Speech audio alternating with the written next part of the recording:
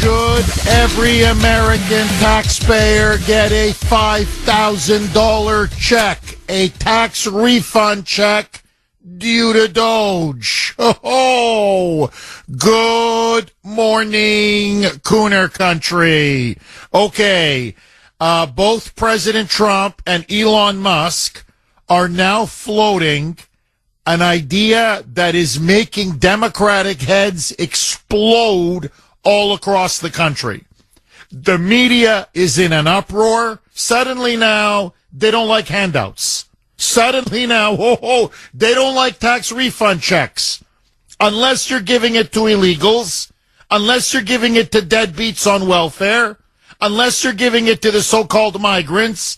Suddenly now, if American taxpayers are going to get a little bit of their money back, suddenly, oh my God, these are handouts. This is outrageous.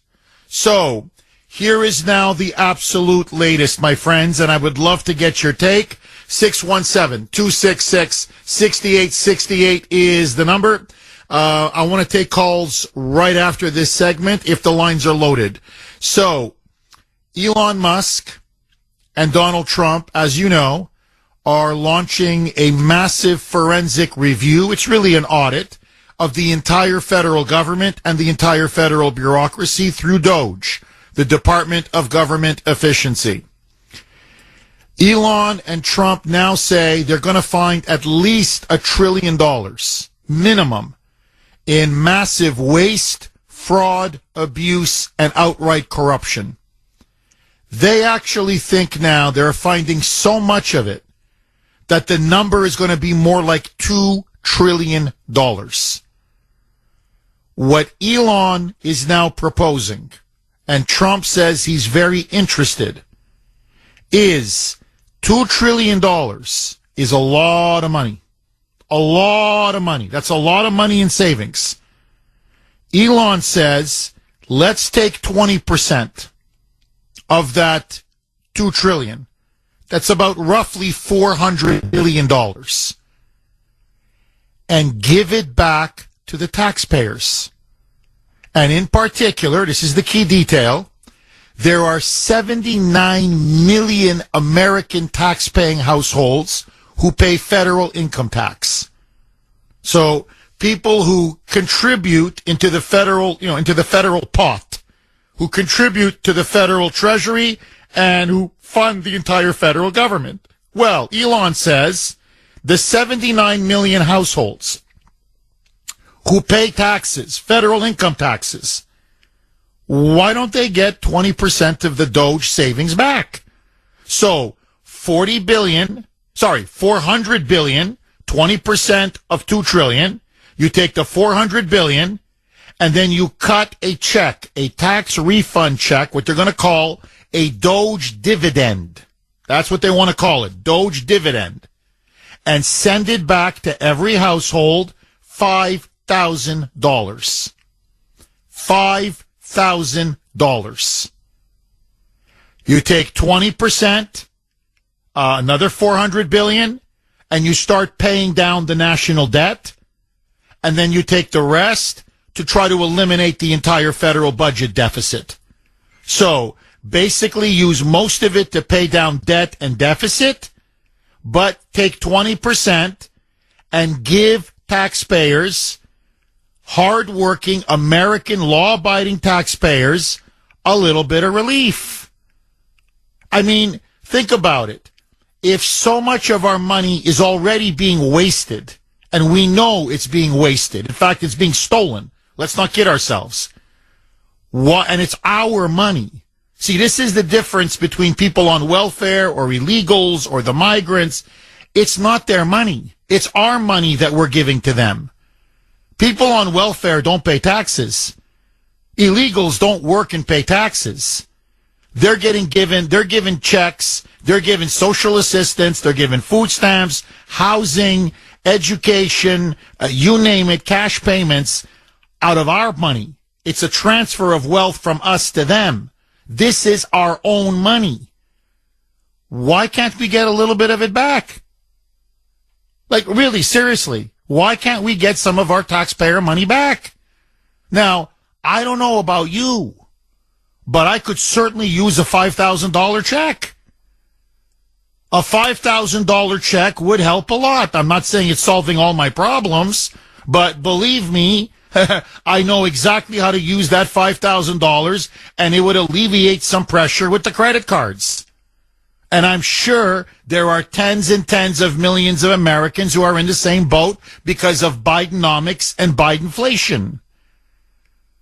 So, frankly, I love the idea. And I love the idea for even another reason. Not only do I think it's the right thing to do, not only do I think you're just giving back, taxpayers some of their own hard-earned money, but look at the stake now that most Americans are going to have in Doge. Doge, by the way, is immensely popular, because the American people are sick and tired of seeing so much of their hard-earned taxpayer money being flushed down a rat hole. And so they're seeing all of this massive corruption, massive theft, massive waste, fraud, and abuse on a colossal, obscene, almost unbelievable scale. And they're shocked and horrified. But imagine if now they're able to collect a $5,000 check as the government continues to save us more money. We're going to have a direct stake. The more Doge is effective, the more money it claws back, the more savings they identify for us, the more waste, fraud, and abuse they weed out, the more we continue to get a check. And so, it'll really make American taxpayers and citizens involved in the process, engaged. And what do you think it's going to do to Trump and the Republican Party? It will now squarely anchor them as the party of the besieged taxpayer, the party of the working man and working woman, the party that is not just watching out for our money and not just fighting all of this corruption and fraud, but that literally, like in Alaska, for example, where we have a collective stake in which the better our government is run, the more efficient our government is run, the less corrupt and more honest our government is run, we get a check. We get a check. So, look, let me tell you this. I'm a big yes. Send me that $5,000 check. Now, you've got to find $2 trillion in savings, and you've got to enforce these cuts. It's got to be a real $2 trillion. But if you do it, and I believe they can, then yes, I do believe 79 million American households should get a $5,000 check. Now, the media is dead set against it. The Dems, I thought they were all for handing out people money. But you see, this money is not going to their clients. Now, it's not going to their voters and their people. Suddenly now, they don't like tax refund checks, huh? Suddenly now, this is fiscally irresponsible. We can't do this. Oh, yes, we can. Now, the counter argument that I've been hearing from many of my friends in Kuhner country, and from other fellow MAGA conservatives, and it's a very respectable argument, and that's why I'd like to encourage people to call in and tell me if you like this idea. Should we be getting a $5,000 tax refund check, a Doge dividend? The counter argument is, Jeff, number one, you start sending out $5,000 refund checks, it's going to be inflationary. It's going to be another stimulus, a fiscal stimulus from the government, which is going to lead eventually to higher inflation. Okay, so that's the first argument. And the bigger argument is, look, Jeff, we're drowning in debt. We're at 36, almost $37 trillion in our national debt. We are running budget deficits of $1.8 trillion to $2 trillion a year. We are sinking under this mountain of debt. Forget the checks. Forget 20% going to the taxpayer. Put it all to pay off the debt and the deficits. Pay it all down. Just use the money that we keep saving to start paying down the debt in big chunks and get rid of this crippling budget deficit. In other words, forget checks, forget a stimulus, forget these refunds. Put it all on the debt and the deficit. Start paying it down, all of it. My question to you, which side are you on?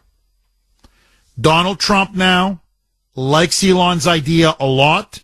He, in fact, floated it publicly at a business conference in Miami, saying it's pretty much what Elon said. I'd like to give 20% of the Doge savings to taxpayers back in a check, maybe about $4,000 or $5,000 per family, and then we can use the rest for the debt and the deficit. Would you like a Doge dividend? Is it fair? Is it right? Is it time to start giving us a check back? I say yes. What say you? All of your calls next.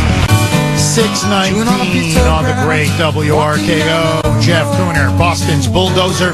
617-266-6868. Okay, the Doge dividend. It's nothing set in stone yet. Elon loves the idea. He's pitching it to Trump. Trump also likes the idea. Both of them are now floating the idea. They're going to look at potentially $2 trillion in savings from all the corruption, waste, fraud, and abuse in the federal government, the federal bureaucracy. Maybe take 20% of that, which is $400 billion, and give it back in a tax refund check. Here's the Doge dividend of about $5,000 to every household that pays federal income tax.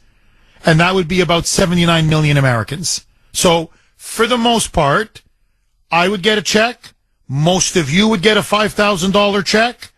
Do you like the idea? 617-266-6868. And as I promised, if the lines are full, I'm going straight to the calls. The lines are jammed. Michael in Canton, you're going to kick us off, Michael. Like the idea? No like the idea. Good morning, Jeff. I am not a fan of it, and I'll tell you why. Okay. That money is borrowed money. We're paying that money to other sovereign nations who we are borrowing it from. And as much as I'd like to see people get a check back, I do believe that it is fiscally irresponsible. It should just go right to paying the debt, right? Turn that debt down to nothing. And then the American taxpayer won't have as much of a liability. They'll get it back in the end. That's my belief. In other words, I mean, let's just say Elon delivers, and I think he will.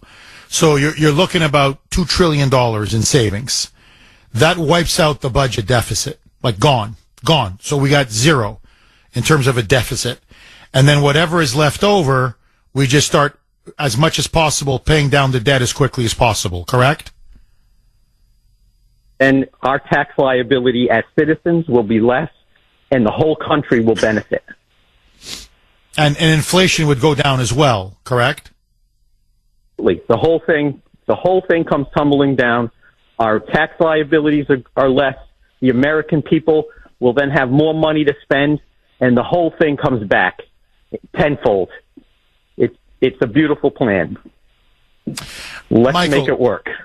This is from Timothy, and he's a veteran, and I want to thank him for his service. I love you vets. I want to read to you what he wrote to me, and I'd like to get your take on this, and frankly, the whole audience, not just Michael. But Michael, since you're on the phone, you're obviously a very intelligent, articulate man, so I want to run this by you. Jeff, I like the idea of a $5,000 check, but here is what I'd like to see instead. Let's get out there, find all of the veterans who are homeless and are suffering from the physical and mental pain of their honorable service. And let's get them into 5-star housing. Let's get them the physical and mental help that they need. 22 a day take their own lives, Jeff. That's 8,030 suicides a year. My 2 years were going to a safe job in a safe place. I'm okay. Those combat veterans need it more than I do.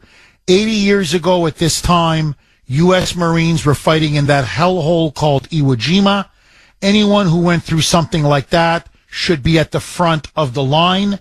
Then and only then will I look for a Doge check. In other words, what Timothy is saying is, Michael, I hear you. Yes, the debt, the deficit, molto importante. But maybe instead of a check for everybody, we take the savings and let's take care of the vets. What say you? Well, look, I come from a military family, and I wholeheartedly support housing homeless veterans, 100%. I just believe that sending the money back to the taxpayer, which is borrowed money, sends the wrong signal. It's a bad precedent.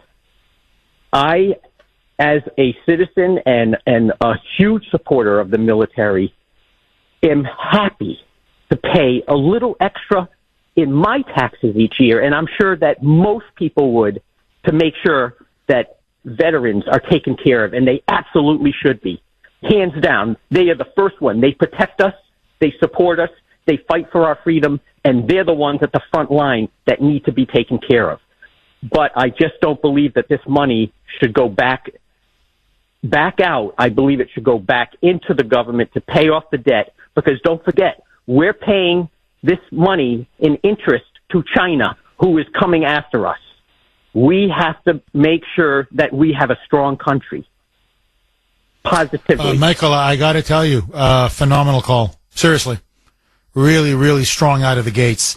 Michael, thank you very, very much for that call. So, I mean, Trump's people are listening. I know that for a fact. So, I don't know what Elon Musk and Trump would say to Michael, but yeah, Michael, I think, made a very strong argument. Agree, disagree, 617-266-6868. Heather in Rockland. Thanks for holding, Heather, and welcome. Hi, Jeffrey. Thank you for taking my call. My pleasure, so Heather. I'm so glad that you had this topic this morning. I was kind of hoping that this would be the topic today. I absolutely think money should go back to the taxpayers. I disagree with the previous caller from Canton, because the bottom line is it's our money that was in a sense was stolen from us to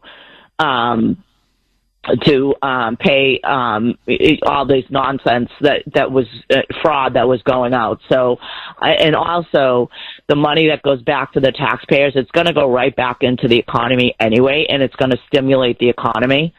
So I think the money should go back to the taxpayers, like 1,000%. And I think a lot of the taxpayers could really use that money, especially, I mean, these taxpayers lost a lot of money, especially with inflation and everything, that I just think that it needs to go back to the taxpayers. And the question I have is... Heather, can you hold on, please? Because we're up against a hard break, and I don't want to cut you off. So Heather's got a question. We're going to come back to Heather, but she's basically saying people are hurting. People are suffering, especially under Biden and Bidenflation. They need relief, and they need it desperately. Give us the $5,000 check. It's our money. More next.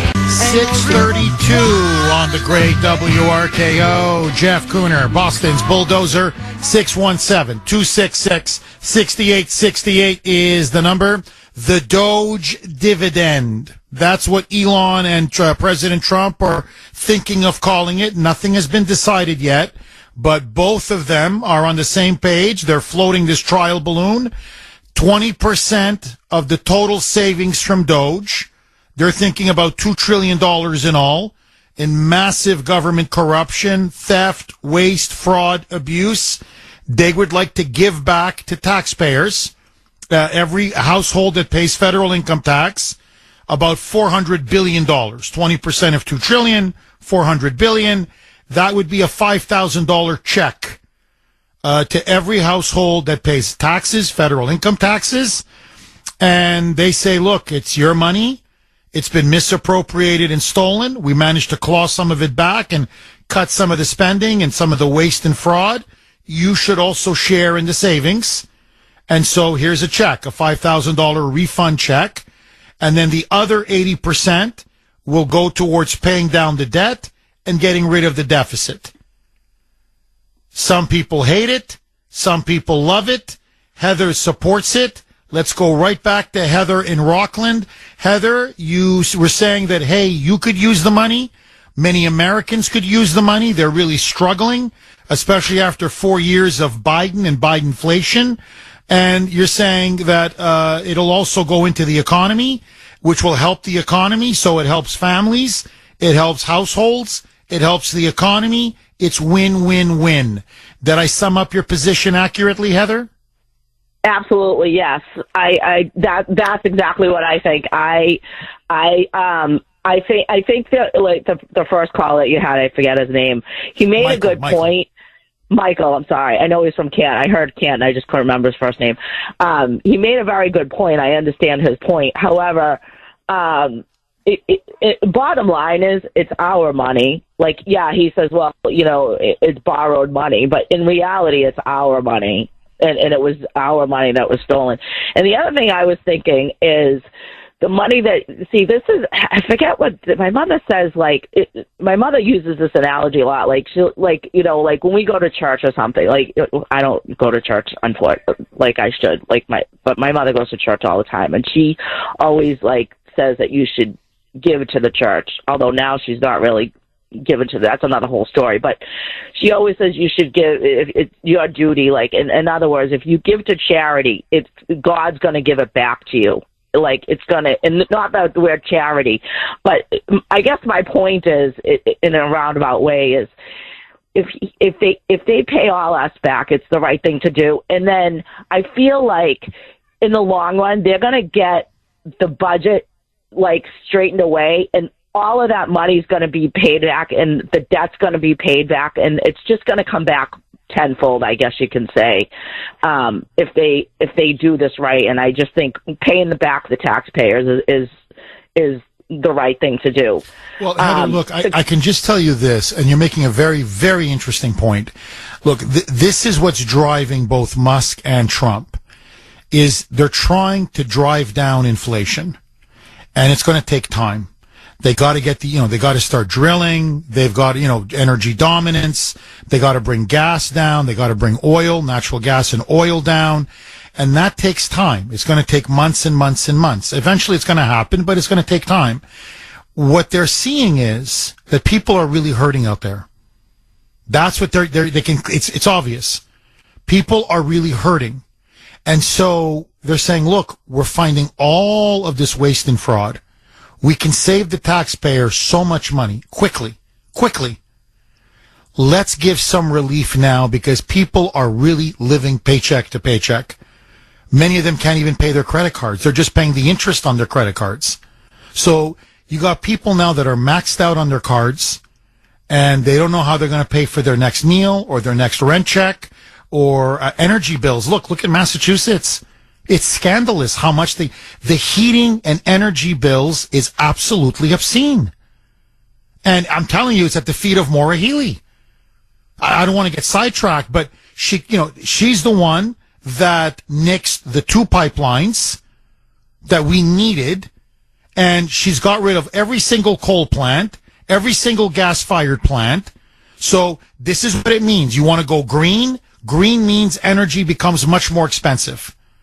And you got people now, they're looking at $2,000, $2,500, $3,000 a month in energy bills because it's freezing cold. People have to crank up the heat. And they're like, I can't pay this. I can't pay it. So what Elon and Trump are hearing from the common folk is, we need relief. We need it now. And hence $5,000. Look, let me ask you, if I'm getting too personal, please tell me, Heather. What would a $5,000 check mean for you and your family? For me, I mean, it would mean a lot. Like I could pay bills. I mean, I could, not to be like, but this is where I say it goes back in the economy. Like we could, could take a nice vacation, that I put off. I mean, it's things like that. It's not even necessarily like, people, that may have their bills paid or whatever, but like they could like do stuff with their kids. I don't have kids, but you know what I mean? Like there's other things like, and like you said, paying off the bills. You could save it. You could invest it. I could probably invest some of it. Do you know what I mean? Like, there's so much use for that money, that people could use. Like, I'd probably invest a little bit and pay off some of my bills and maybe put some of it towards a vacation is probably what I would do with the money. If it's $5,000. Yeah, exactly. If it's $5,000, and that's what they're shooting for, $4,000 to $5,000. Heather, thank you very much for that call. Credit cards. I'm telling you right now, credit card debt. So that's what I'm telling you. That's 5,000, bang. I mean, maybe I'd treat the family to a dinner or something, you know what I mean? But the rest, credit card debt. Boom. That's, personal debt, credit card debt. That's where the money would go. I'm telling you.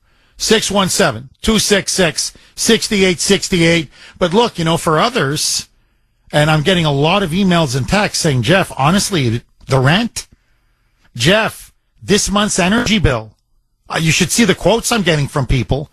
You're not going to believe what they're charging me, Jeff, for this, for my energy bill or, whatever, my heating bill or, Jeff, I need 5,000 just to get me through the winter.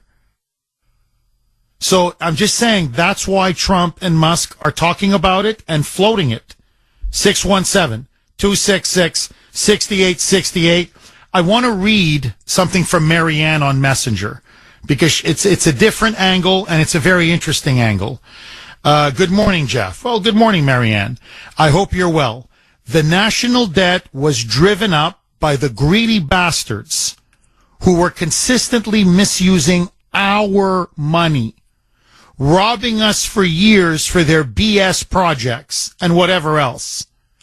I don't believe this check, this Doge dividend, will cause inflation because it's found money that's already in the system.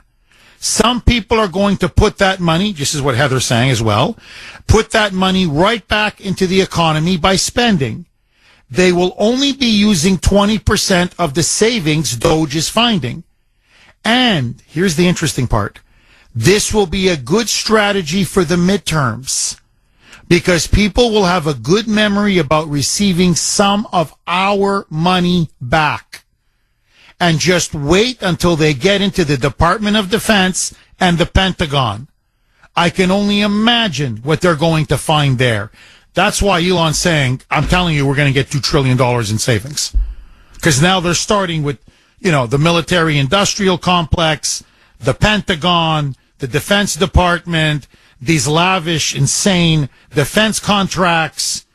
So Elon is saying we are going to find so much waste and so much corruption and so much fraud and abuse. We're going to have money to play with. We're going to save so much.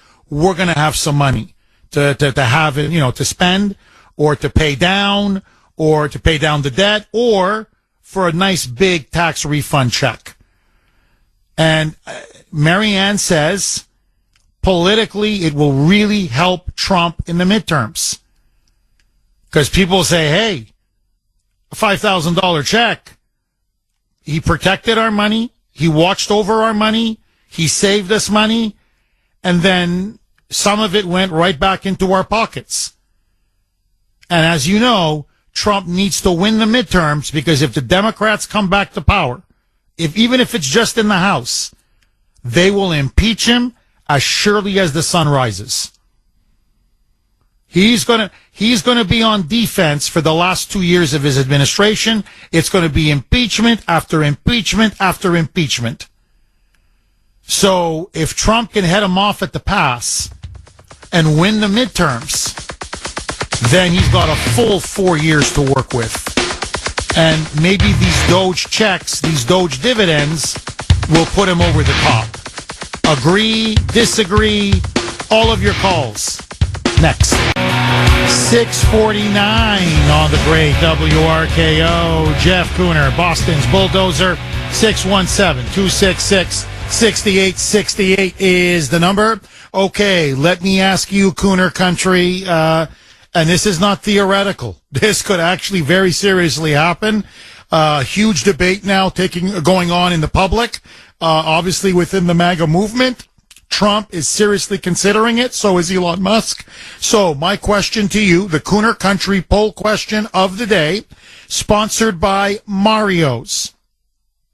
Mario's Quality Roofing, Siding, and Windows. Should a portion of the Doge savings be refunded and returned to the taxpayer? That's what Trump and Musk are now seriously proposing and discussing. They want to talk it over with Republicans in Congress and see if they can get something done and done quick. But they want to take a portion of the money that's going to be saved, about 20%, and then issue refund checks to taxpayers. In fact, households, to be exact, households that pay federal income taxes.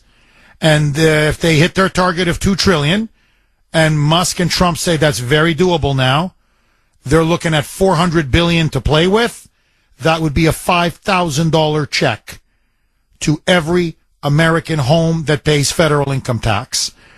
Good idea or bad idea? A, yes. These refund checks, this Doge dividend check, as they're calling it. Yes, we should be having a Doge dividend check. B, no to a Doge dividend check. I want to hear from you. You can vote on our webpage, WRKO.com. That's WRKO.com/Kuhner. WRKO.com/Kuhner. KUHN as in National ER. You can also vote via X, my handle there, all one word, at the Kuhner Report. KUHN as in National ER. Okay, this is a text. This is the text line, by the way, is going to blow up. It is fast and furious. You can text us 70470 70470. This is from 781. Jeff, Speaker Mike Johnson has now come out against the Doge dividend proposal, which, as you know, Jeff, involves refunding 20% of Doge savings to citizens.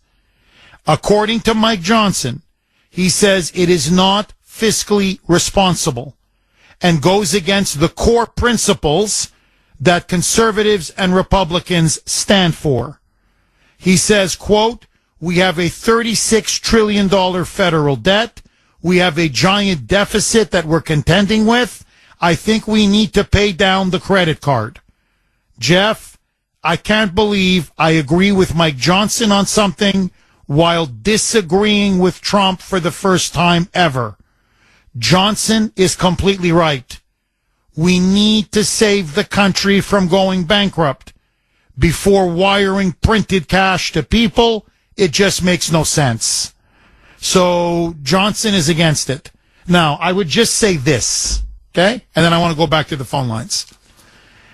You know, now all of a sudden, if you've noticed, when there's a $5,000 refund check that goes back to the taxpayers, again, it's our money. It's our money that they've been misusing, stealing, abusing, wasting. All of a sudden now, everybody's fiscally responsible. This is the same guy. How many times has Johnson voted for a debt ceiling increase? How many times has he voted for money to be sent to Ukraine? Every massive spending increase, there's Mikey. Mikey refused the government shutdown, refused to go toe-to-toe with Biden and try to cut some real spending. So, you know, he helps, you know, he's complicit in the massive budget deficit. He's complicit in racking up the debt. And now, all of a sudden, when there's maybe a little bit of money for the taxpayer, all of a sudden, oh no, hey, whoa, hey, we're fiscally responsible. We got to pay down the credit card. Yeah. Who built up the credit card? Who piled up the debt on the credit card? I'm not saying it was only Johnson. Obviously, the Democrats were part of it as well. But now, all of a sudden, now notice, the swamp doesn't like this. Now you notice Republicans don't like it, Democrats don't like it. Suddenly, oh, no, we can't give people back their own money. God forbid. Now everybody's fiscally responsible. But year after year, the debt goes higher and higher. The budget deficit goes higher and higher. 617-266-6868. Look, 781, I respect your point. I really do. It's just Mike Johnson I don't respect. That's all I'm saying. Tommy in West Virginia. Thanks for holding, Tommy, and welcome. You can't take the government's money. What's wrong with you? I'm a member of the teachers union. What about the children? What about the children? Oh, I can't wait to get on Facebook this morning. I can hear all those white liberal morons I went to high school with that are pulling out their hair right now. What's wrong with him? He really thinks he's a king. He's gonna be a dictator. Oh my God. Tommy, you like this Doge dividend or you don't like this Doge dividend?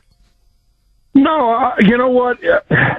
We've been sodomized by the Congress since the Ronald Reagan era. And let me remind the listeners, when Ronald Reagan took office, we were $997 billion in debt. I was a Democrat in those days. And I kept remember hearing at the end of the Reagan era, Ronald Reagan has doubled the national debt. All right. Yeah, 1.8 trillion is what when he left office. And what has happened?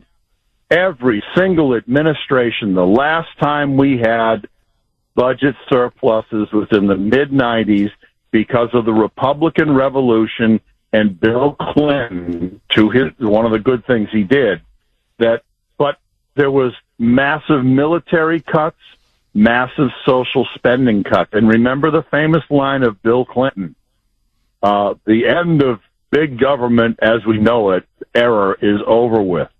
So no, and by the way, you're starting to see the rhinos come out. Karl Rove made a statement that, Trump should just kind of slow down and we should savor these victories. In other words, slow down. Donald Trump is the George Patton of presidents right now. He's just going through France and Germany, and he's going to end up in Berlin pretty soon. And he's going to beat General Montgomery. Anyway, sorry for the history lesson. But I agree with you. No, really, you're right. I didn't think of that analogy, but Tommy, it's a brilliant analogy. You're right. He is Patton. I mean, he's just like a hot knife through butter. And why should he stop? Why should he slow down? Because the swamp can't keep up with him. You nailed it. No, and look, Tommy, I want to come back to this point because you were so funny and hilarious when you described them, because you're right. Whenever now there's talk of us getting a little bit of our money back, $5,000, 20% of Doge savings, 80% is going to go for the debt and the deficit. So it's not like they're ignoring it. They're going to pay it down pretty big. But people are hurting. You know that better than I do, Tommy. You're out. You're out in West Virginia. You talk to people all the time, so you know as well as I do. People out there are struggling. They've been hammered by Biden for 4 years. Inflation has been killing them. Energy bills are through the roof. It's been a very cold winter. A lot of people are living check to check, credit card statement to credit card statement. $5,000 would go a long way for a lot of people. They work hard. It's their taxpayer money. Suddenly now the sky is falling because Trump and Musk are saying, maybe give the peasants back a little bit of their own money. Tommy, am I wrong? And one other way to look at it, let's just wave our magic wand and say we find out that there's all of this massive spending that's gone on to fraudulent type spending. If that can be prevented in the future, you got to look at the long term, that we're not going to be shelling out all this nonsense in the past. And, you know, I'm going to start collecting Social Security pretty soon. I'm 65. I already signed up for Medicare. My retirement age is 66 and 10 months. But here's the point. We were told by Al Gore in the year 2000, when he ran for president, that in the year 2020, Social Security is going to run a deficit. And he wanted to put Social Security in a lockbox. In other words, stop borrowing from the fund. Well, that didn't happen. So I would think that progressives like Bill would be like, well, no, hey, you know something, if this is going to save Social Security, let's find out if there are, in fact, people that are well over 100 years old still collecting, you know, do a forensic audit or what have you. Instead, what you hear is that, no, all Elon Musk is doing is to do this kind of audit to enrich himself and get government contracts. You know, Trump could come up with a cure for cancer, Jeff, and these people would still complain. And what I've learned about progressives, they're just miserable in nature, and they want to tell everyone else how to live. And that's why I live in West Virginia. My nearest neighbor's a half mile away. I live down in a holler. I don't see the sun in June until about 9:30 in the morning. And you know what? I like it that way. Leave me the blank alone. Anyway, Amen. Have a good weekend. Amen. You too. Have a nice weekend, Tommy. I think that's the sentiment for most of the people in the country. Just leave us alone. Get off our back. Just get off our back. The government's constantly on our back, taxing us, ordering us, mandating us, regulating us. And now we're finding out all of the money that we work for, the taxpayer money that we send, how much of it now is being stolen right underneath our nose, or misappropriated, or wasted, or the fraud. Look, I can't tell you now how many text messages, how many emails I get. People literally saying, Jeff, why should I bother paying taxes? I mean, outside of the fact that it's illegal, right? So they're like, look, Jeff, I want to pay my taxes because I don't want to go to jail. But outside of it being a crime, like, really, what do I get out of it? I see all of this money now. $4.7 trillion in blank payments from the Treasury Department, untraceable, gone, like just gone. Over 25 million Americans registered in the U.S. Social Security database, over 100 years old. Literally tens of millions over 110, 120, 130 years old. I really, like, you know, the meme is going around on social media. Elon and Trump are such nasty people. They're cutting the Social Security benefits for those who fought in the Revolutionary War. You got people 300 years old collecting Social Security checks. So, and Elon is saying, we haven't even gotten into Medicare and Medicaid yet, the fraud that's going on there. And then Elon says, and now we're starting with the Pentagon, the Defense Department. So as Elon said, we've already identified $1 trillion in fraud. He goes, I'm telling the president, take it to the bank. We're going to find another $1 trillion. Easy. So that's $2 trillion. So Elon looks to Trump. Trump looks to Elon, and they're like, I don't know, maybe 1/5, 20% we give back to the people who actually pay the taxes. Maybe a little something for them. And then 80% debt deficit, pay that down. And right away, I'm telling you, it's unbelievable. It's unbelievable. Oh, that is fiscally irresponsible. I mean, you almost laugh in their face. we gotta pay down the national credit card. This is not who we are. You got us here. Who appropriated all of this filthy, corrupt spending? You. Who put us in this massive financial hole? You. Who put this crippling debt and deficit on the backs of our children and grandchildren? You. And all of a sudden now, you know, you're the Virgin Mary. You're cleaner than everybody. 617-266-6868 is the number. Okay. Do you like the idea of a tax refund check, what they're calling a Doge dividend? Again, this is just an idea. It is a proposal. Trump is seriously thinking about it. He's talking it over with members of Congress, with Republican leadership. Democrats have already shot it down, saying they will vote against it no matter what. Now, think about this. They have no problem giving trillions of dollars to illegal aliens, to foreign aid, to Ukraine, to deadbeats on welfare. I could go on and on. Then let the money flow, baby. But suddenly, a $5,000 tax refund check to the actual taxpayers who fund the entire government, suddenly, no way, no, hey, whoa, we don't do handouts, as they say. The Democrats, again, have just been exposed. 617-266-6868. Really, what Trump should turn around and say, why don't the Democrats want to give the working man or the working woman a $5,000 refund check of their own money? It's their money. They're paying taxes.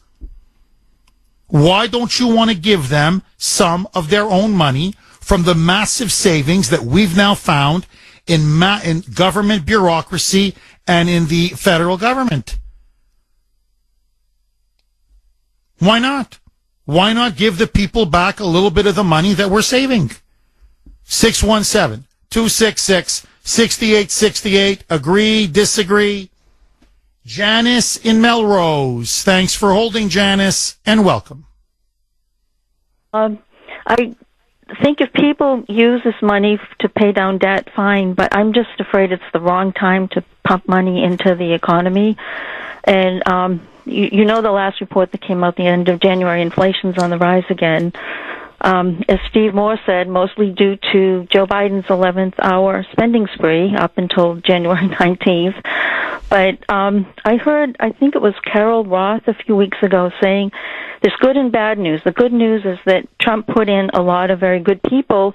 The bad news is they have to be very careful in implementing their growth policies because of inflation, and that's going to slow things down. And my fear all along has been that because of inflation, if he can't implement all of these great pro-growth policies fast enough, the midterms are going to come along and people are going to vote in Democrats again. So I'm just afraid that this is a stimulus, and it's the wrong time. It's like a short-term gain and long-term pain, because if it drives prices up for longer and keeps interest rates high for longer, then it's going to hurt people in the long run. So I'm just concerned that it will be inflationary, and we have to be very careful that we don't stimulate the economy at this point. I mean, for the last 2 years, they've been trying to slow growth, and it hasn't worked very well. But anyways, that's my concern. Janice, I take it you're a no then on the Doge dividend, correct?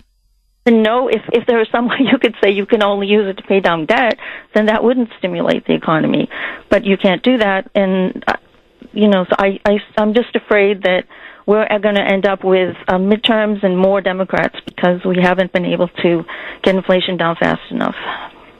What do you say to the counter-argument? Because you're right, many economists agree with you, and many people in MAGA agree with you. That's exactly the argument that they're making behind closed doors. What do you say to the counter-argument, which is if Trump doesn't improve people's standard of living because inflation is being stubborn, so if he doesn't put more money in their pocket, whether through higher wages or, in this case, a refund check, he's going to get slaughtered by the Democrats in the midterms. In other words, It's great to secure the border. It's great to have all these mass deportations. It's great to see energy eventually come down. It's great to maybe end the war in Ukraine. All of that is incredible. It's great. No men in women's sports, tremendous victories across the board. But if inflation stays high and people still feel like their standard of living is eroding, they're going to vote the Democrats back in. A $5,000 check helps people feel like their standard of living is getting better. That will help Trump in the midterms. What say you? Just afraid that if we drive the inflation even higher, then that will also hurt him in the midterms and hurt him even more. But plus, it's 79 million of voting who get these checks. So what about all the other people who don't get the checks? And if it drives inflation even higher, I mean, these are just the thoughts that are going through my head. Interesting. No, you're right. What about the people who don't get a check? No, you're right. And inflation, if it drives up inflation, that's going to hurt them even more. I hear you. Janice, very thoughtful call. Honestly, love it. Thank you very much for that call, Janice. 617-266-6868 is the number. Mike, how much time left? Okay. Let me then, I don't want to take a call. I'll take a call on the other side. Let me throw this quick log on the fire. As you know, there's a rising star in the Democratic Party. It's a representative in Congress, Jasmine Crockett. She is a bomb thrower. She's not too bright, to be honest, but she's trying to out AOC. In other words, she wants to be the most outrageous anti-Trump progressive in Congress. Well, she went on ABC News, and she was asked point blank, Jasmine Crockett, and she's also a race baiter, would you support the idea of giving some of the Doge savings back to Americans? This is what she said. No, we are not in the business of giving out money. And honestly, I don't know what $5,000 will do for you anyway. You're not in the business of giving out money? All you Democrats do is give out money. To Ukraine, to illegals, to people on welfare. And as for $5,000, yeah, you're dangerously out of touch. A $5,000 would do a hell of a lot for me. I don't know about you. 719 on the great WRKO. Jeff Kuhner, Boston's Bulldozer. 617-266-6868 is the number. Okay, Trump and Musk continue their shock and awe. This time on Doge, saying that they found, or they believe they will find, when everything is said and done, $2 trillion in waste, fraud, abuse, corruption, savings that they can cut from the entire federal government and the federal bureaucracy. They say most of that money they want to then use to eliminate the deficit, pay down the debt. However, they are looking at a Doge dividend. This is coming straight from Elon and from Trump, where they're saying maybe 20% of that, about $400 billion, would be given back to taxpayers. These are people like you and me, most of us, who pay federal income tax. And that every household that pays federal income tax, about 79 million, would get a $5,000 Doge tax refund check. Like the idea, don't like the idea, good idea, bad idea. Would you like a $5,000 check? And do you think it's the right thing to do? 617-266-6868. So far, Kuhner Country is split right down the middle, 50-50. William in Woburn. Thanks for holding, William, and welcome. Good morning, Jeff. Hi, William. Going right down the list. Number one, it would absolutely add to inflation. It's money off the table right now, so as you flood the market with the money, it's just going to add to inflation. Number two, you answered the question a little while ago. The very system that is counting Social Security numbers that 150 plus 50-year-olds, 200-year-olds. You want that system putting the money back out. Like, there's going to be corruption in how it's sent out. It's going to be sent to people that don't deserve it. It's going to be sent to, like, Social Security numbers that may not even exist. So the very system needs to be uprooted. The very IRS that forces us to work 3 months out of the year to pay for everything, that system needs to be fixed first. And to go back even further to a few callers, he's patent. He's marching across Europe. You don't start celebrating until you get to Berlin. You know, paying out $5,000 is celebrating. That's after you get everything fixed. You got to fix everything first. So once everything's fixed, once we don't have a huge tax burden on us, once we have the corruption rooted out, then we will pay it. This is just like if you ran up your credit card, $50,000 a year, you don't just take money and spend it. Like, you're paying 20%, whatever it is, on your credit card. That's insane to just, well, let's go spend it. Let's go on vacation like a few callers ago. How is that going to help? It's money that we don't have. And so fix things first. Get a William, you're kind of breaking up on us. Can you hear me? William? Yes. Can you hear me? Okay. We got you back. Okay, good. No, William, look, I love your analogy. You get to Berlin. You don't celebrate as you're marching towards Berlin. And $5,000, in some ways, as you put it, is a celebration with, frankly, money that we still don't really have because we haven't paid anything down yet.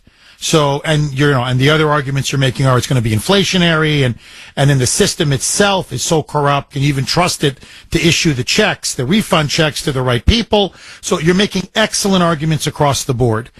I want to ask you then this question. What do you say to the argument that, okay, yeah, William, you're right. However, it's ultimately our money. In other words, you pay taxes, I pay taxes. It has been misappropriated and misused for so long now. In fact, stolen.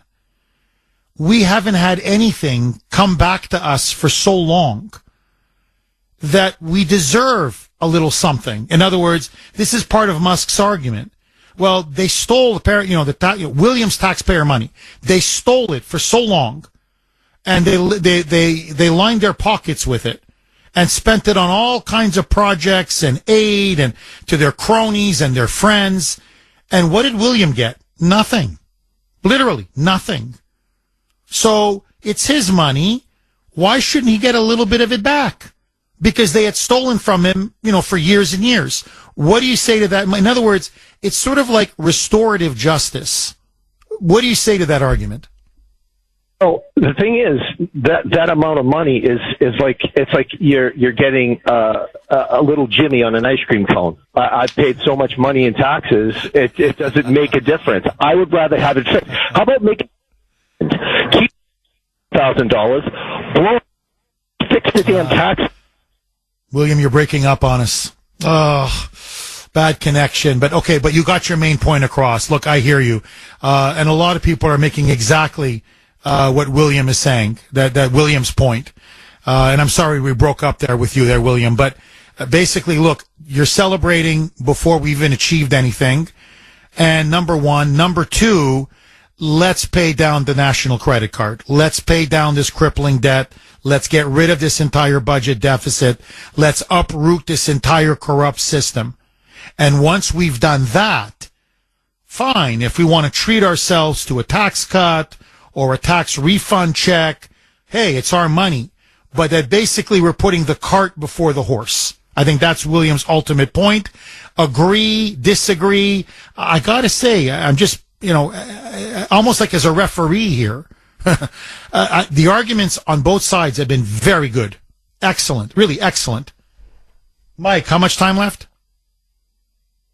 All right. Dave and Revere, hang on. I'm going to come to you. All right. Super quick reset. I want to continue this discussion. A little bit of a debate, but honestly more of a discussion. Trump and Musk, want to give all of you who pay federal taxes, every household, a $5,000 Doge dividend check. They're going to find $2 trillion in waste, fraud, and abuse. They want to take 80% of that, pay down the debt, pay off the deficit, but send all of you hardworking taxpayers like you and me a $5,000 check. Like the idea, don't like the idea, all of your calls next. 7:32 on the great WRKO. Jeff Kuhner, Boston's Bulldozer. 617-266-6868 is the number. You can also text us 70470, 70470. This is from 603. Jeff, first of all, I would consider this to be quote-unquote taxpayer reparations for all the money stolen and wasted. Secondly, I think getting money back, especially in these hard times, would be a huge help to families out there. My only issue is that it would be $5,000 per household versus $5,000 per taxpayer. Why should a taxpayer who's single receive $5,000 while my wife and I, who both pay taxes, regardless of whether it's done jointly or not, would only receive what would amount to $2,500 each, $5,000 combined? That would be my only issue. Getting $10,000 back of our stolen money would be a massive help to this household, and I'm sure others out there as well. Well, that's another issue that people are raising, which is, hey, whoa, Jeff. You know, it's $5,000 per home, per household. Well, what if you said, Grace and I, we both work. We both, work and pay taxes. So, you got one person who works and pays taxes, that home gets $5,000. But say like you, Jeff, you and your wife both work and pay taxes. Say you have a third person that works and pays taxes. Say maybe an older, son or daughter who's maybe, 25, 26 and still living with you. So maybe 3 people in the home are working and paying taxes. And so they get 5, but one person gets 5. That's not fair. So many of you are raising that issue as well. Okay, this is my sister who is very passionate about this. So Jennifer out in Tucson, Arizona, they should issue the checks. It will guarantee continued support for Doge and maybe help the Republicans win re-election in the midterms. Jeff, I'm sorry, but the American worker and the American voter did not authorize our government and handed it a limitless Amex card to go crazy with all of this stupid spending. All of these politicians look like teenagers when they first learn that mom and dad are not the Swiss bank account and they have to work and spend and save what they have. It's called a budget. Novel concept to these politicians. So, in other words, what my sister's argument is, and you may disagree, is they've stolen our money. We never told them to rack up a $36 trillion debt. We didn't tell them to flood our country with illegals. We didn't tell them to spend money like drunken sailors. We didn't tell them to send hundreds of billions of dollars to Ukraine. We didn't tell them to just, spend on every government boondoggle. So why are we now being hurt and being prevented from getting $5,000 of our money back? They misspent our money, and now we can't get some of it back in our own pocket? 617-266-6868 is the number. Agree, disagree? Dave in Revere. Thanks for holding, Dave, and welcome. Good morning, Jeff. Dave, how are you? Doing good. Jeff, a couple things I want to say before I get into the situation. Number one, Mike Johnson needs to go because he's a moron to begin with. Number two, Molly Heady is hiding all these illegals, but she goes to Washington saying that she's going to go see Trump to try to get more money. Jeff, if Donald Trump shouldn't give her a dime. She doesn't deserve 10 cents saying she needs to fix the budget, whatever she wants to do here. She hasn't done a damn thing in this state other than ruin it with what she's done. Jeff, I know a house right now in Malden that has 10 cars in the yard and 20 people, illegals, living in the house. This is all her fault for the mess that we're in right now as far as everything. And Jeff, as far as the proposal they're talking about giving us all $5,000, number one, Jeff, I agree with Mike who called earlier this morning, your first caller, to take care of the veterans first. But the way I would see it like this, Jeff, let us get $2,500 back and split that $5,000 50-50 with each veteran who needs the help that's on the street today. Jeff, I'm tired of seeing veterans on the street when I'm driving on top of the ramps of the expressway holding out a sign, homeless veterans. It's not even right, Jeff. Jeff, I came from a military background. My dad was in the Battle of the Bulge. My mother served at Pearl Harbor. My older brother served in Vietnam. And he got screwed out of his money before he passed away because he blew the whistle on things that happened to him because of the way they were doing things inside the camps and stuff. They threw a smoke grenade inside his tent when he was sleeping at night. So I don't know, because he blew the whistle about that, Jeff, he never even got his pension. And this is what really just irks me to death, Jeff, with the way things are going today. Molly Healy shouldn't be given a dime. And take care of the veterans and take care of us, Jeff. You know my time frame from the morning. I'm up every day at 3:30, 4 o'clock like you. I'm on the road by 5:30. And I got a lousy $400 back last year, Jeff, out of all the money that the government sucked out of my check. A lousy $400, Jeff. So, yeah, we should get some extra money back, but also take care of the homeless veterans that are on the streets today. Well, Dave, look, I'll be very eloquent, I have to say, and very moving. When you talked about your dad and your mom and your older brother and how they weren't treated properly. You're right. Look, the way we treat veterans in this country, it's disgraceful. It's disgraceful. Look, to me, the veterans issue, to me, I wouldn't conflate it with Doge. Stop. You nailed it. Stop giving money to illegals. If we stop giving money to illegals, no more free housing, no more 5-star hotels, no more food stamps, no more free education, no more free health care, no more everything taxpayer funded, and ship them all back. We're going to have, a mountain of money to give to veterans. We can take care of every homeless veteran, forget homeless, in our country and then some. So if we would just take care of the illegal immigration problem, it would solve so many of our other problems. So, and now, as for Doge, look, to me, this is the argument that is swaying me. You may disagree. I'm just giving you my honest opinion. You've stolen from us now for decades. That's what Doge has now revealed. At least 2/3 to 3/4 of my hard-earned taxpayer money, and I pay a lot in taxes, was either stolen, wasted, or siphoned off. I can't get a $5,000 check. So you abuse my money, you steal my money, and we're not saying don't pay down the debt or don't pay down the deficit, because both Elon and Trump are saying, look, 80%, 1.6 trillion of 2 trillion is going to go to the debt and the deficit.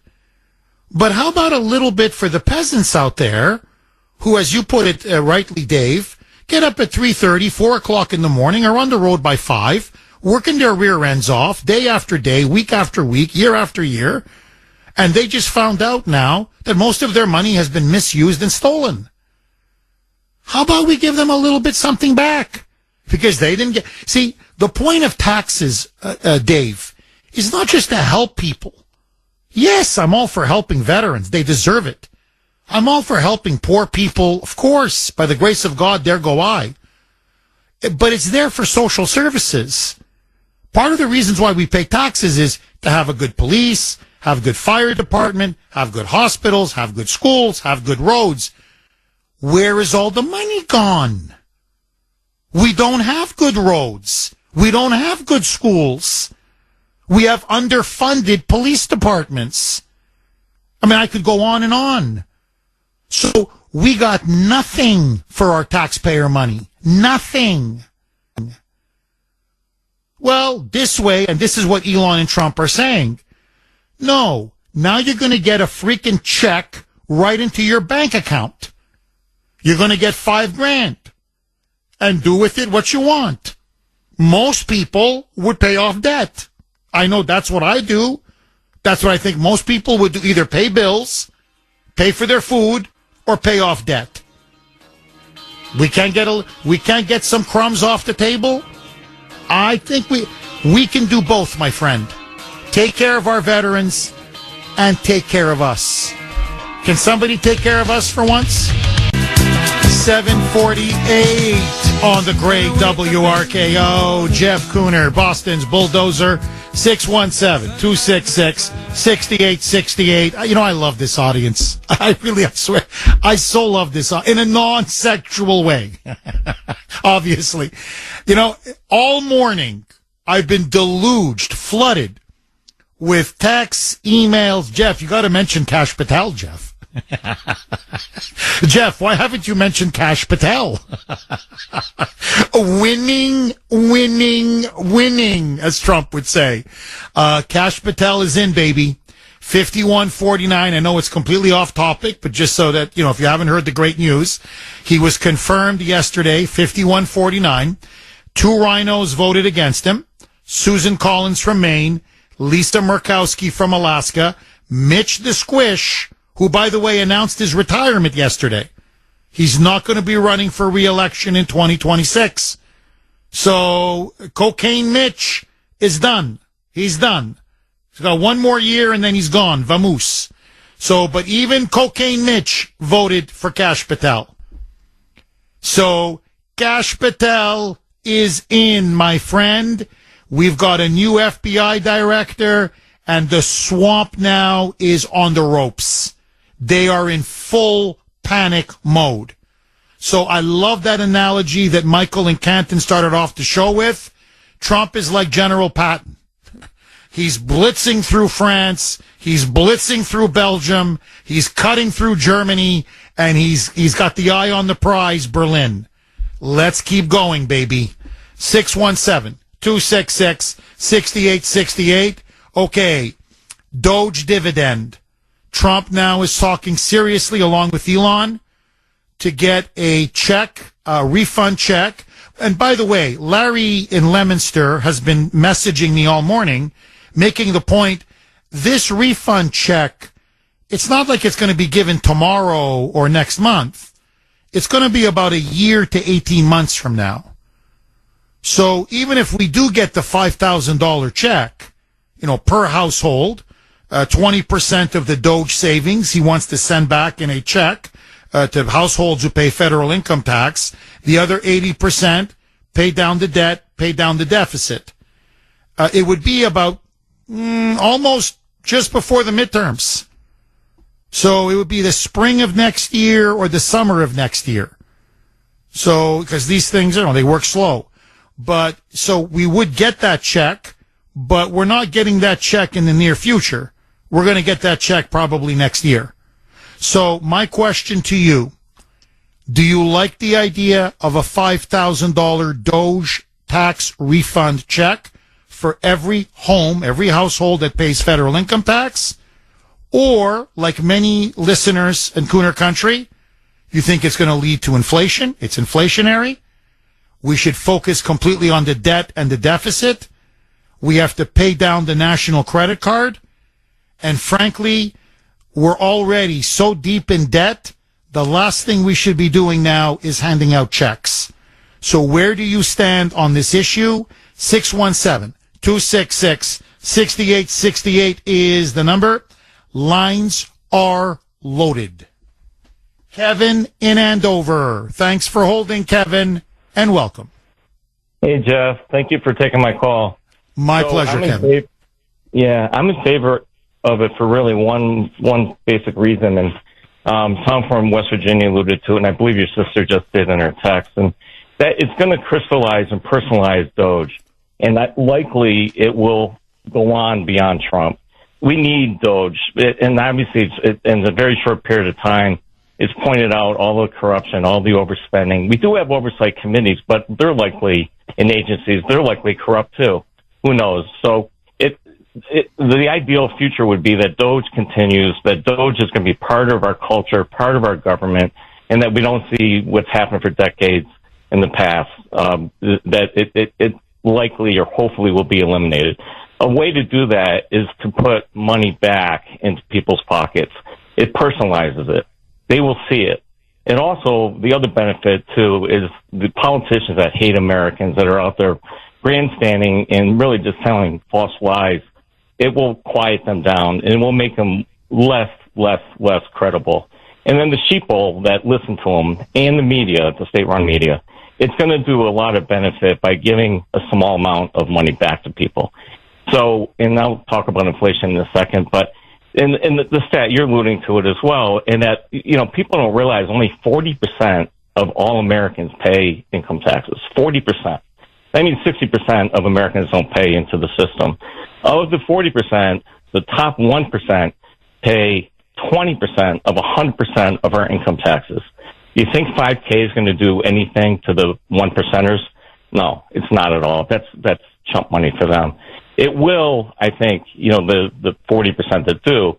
And I believe that most people are responsible that are paying into the system, and they will pay down their own personal debt, their own credit cards. That is the right thing to do.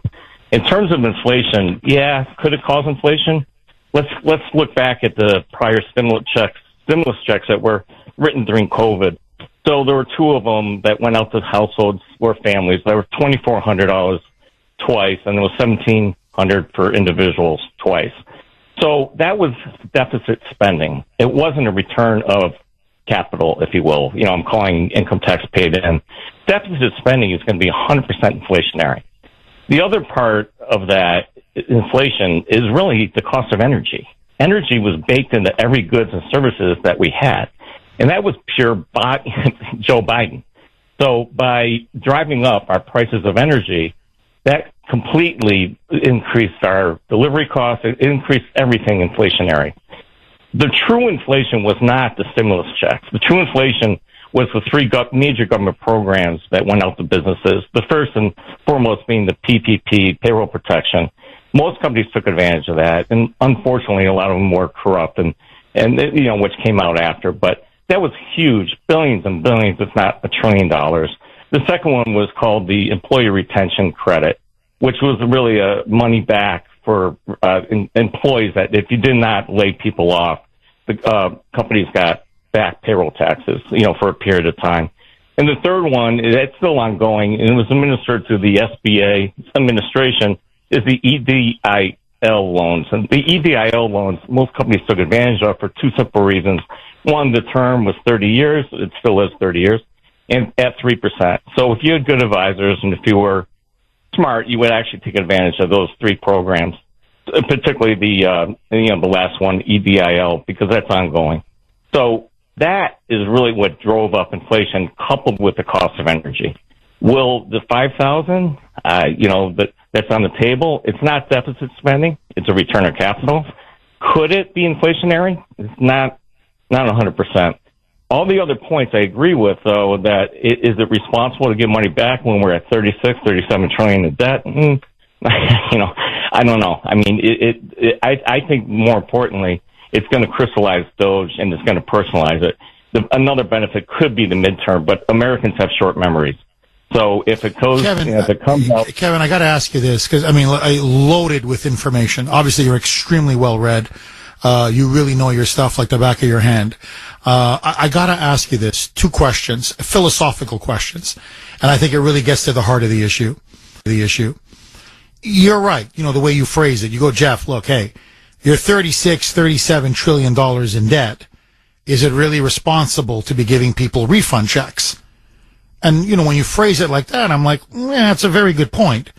However, you know, as you were just mentioning, I think brilliantly, look at the trillions of dollars that were just wasted, recklessly spent, stolen, misappropriated, abused. You mentioned the PPP programs, the loan programs, on and on. How, you know, and all of this bypassed most of the American people. It went to people well connected to the regime, to the Biden administration. So when you think about it just from an ordinary average person's point of view, they're like, well, let me get this straight. These corrupt politicians, Biden and the Biden regime, okay, to be more specific, so they blow a hole through the budget and they pay off all their friends and they rack up trillions of dollars onto the debt. And now we're exposing all of this corruption and all of this fraud, really this bribery and money laundering, and we're to blame?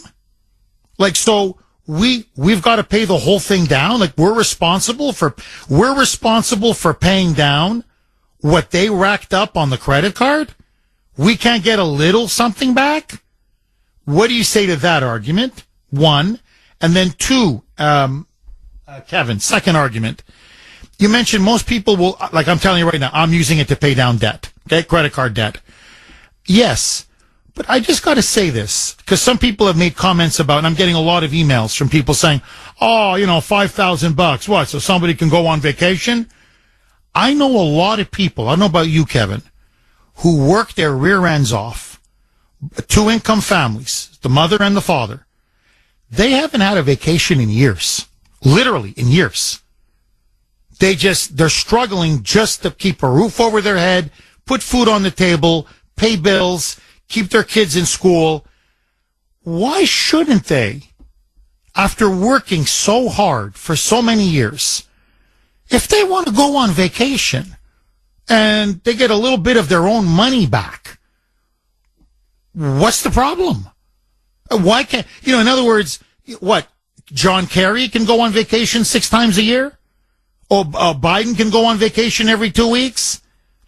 But say my neighbor, who hasn't had a vacation in 3 to 4 years, he and his wife work like dogs. If they get a $5,000 check and say, you know what, let's take the kids to Florida.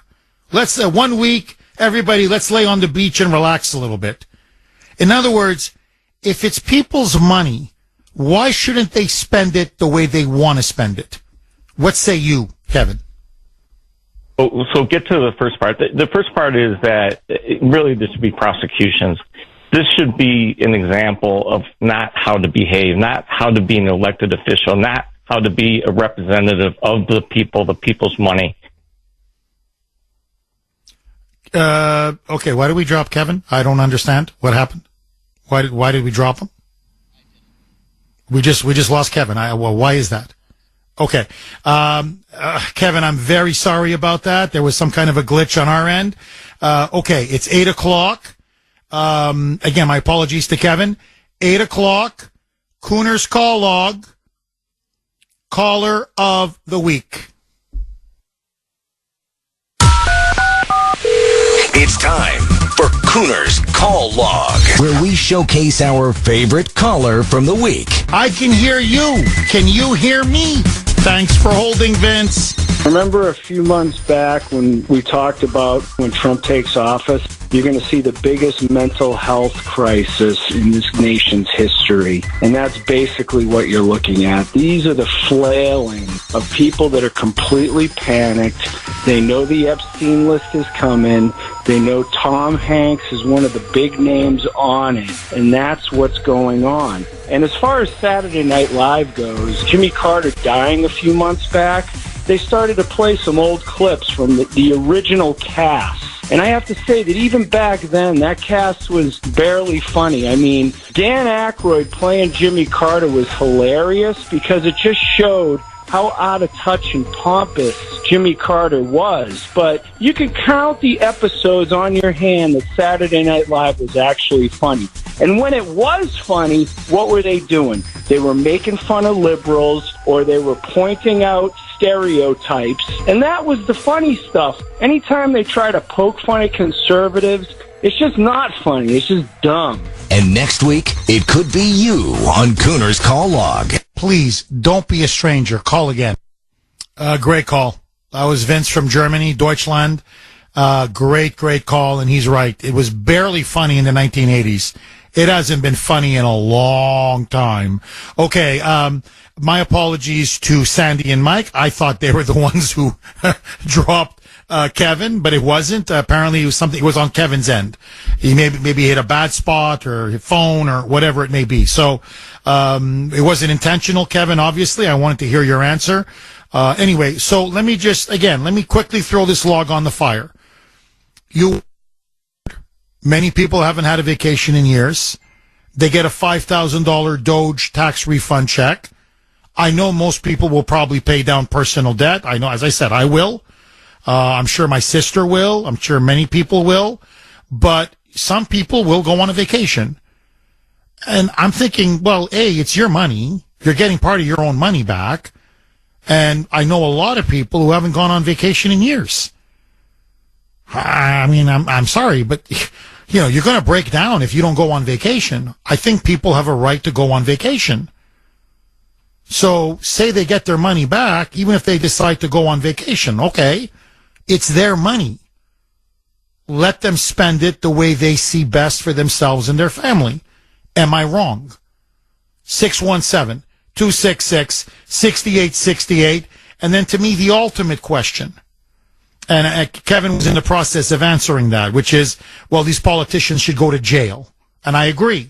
That's why I'm so happy Kash Patel was finally confirmed by the Senate, because I think he will start putting politicians in jail. But the larger point is, we're looking at a $37 trillion debt, which is killing us. It's strangling us. It's choking us. Okay, true.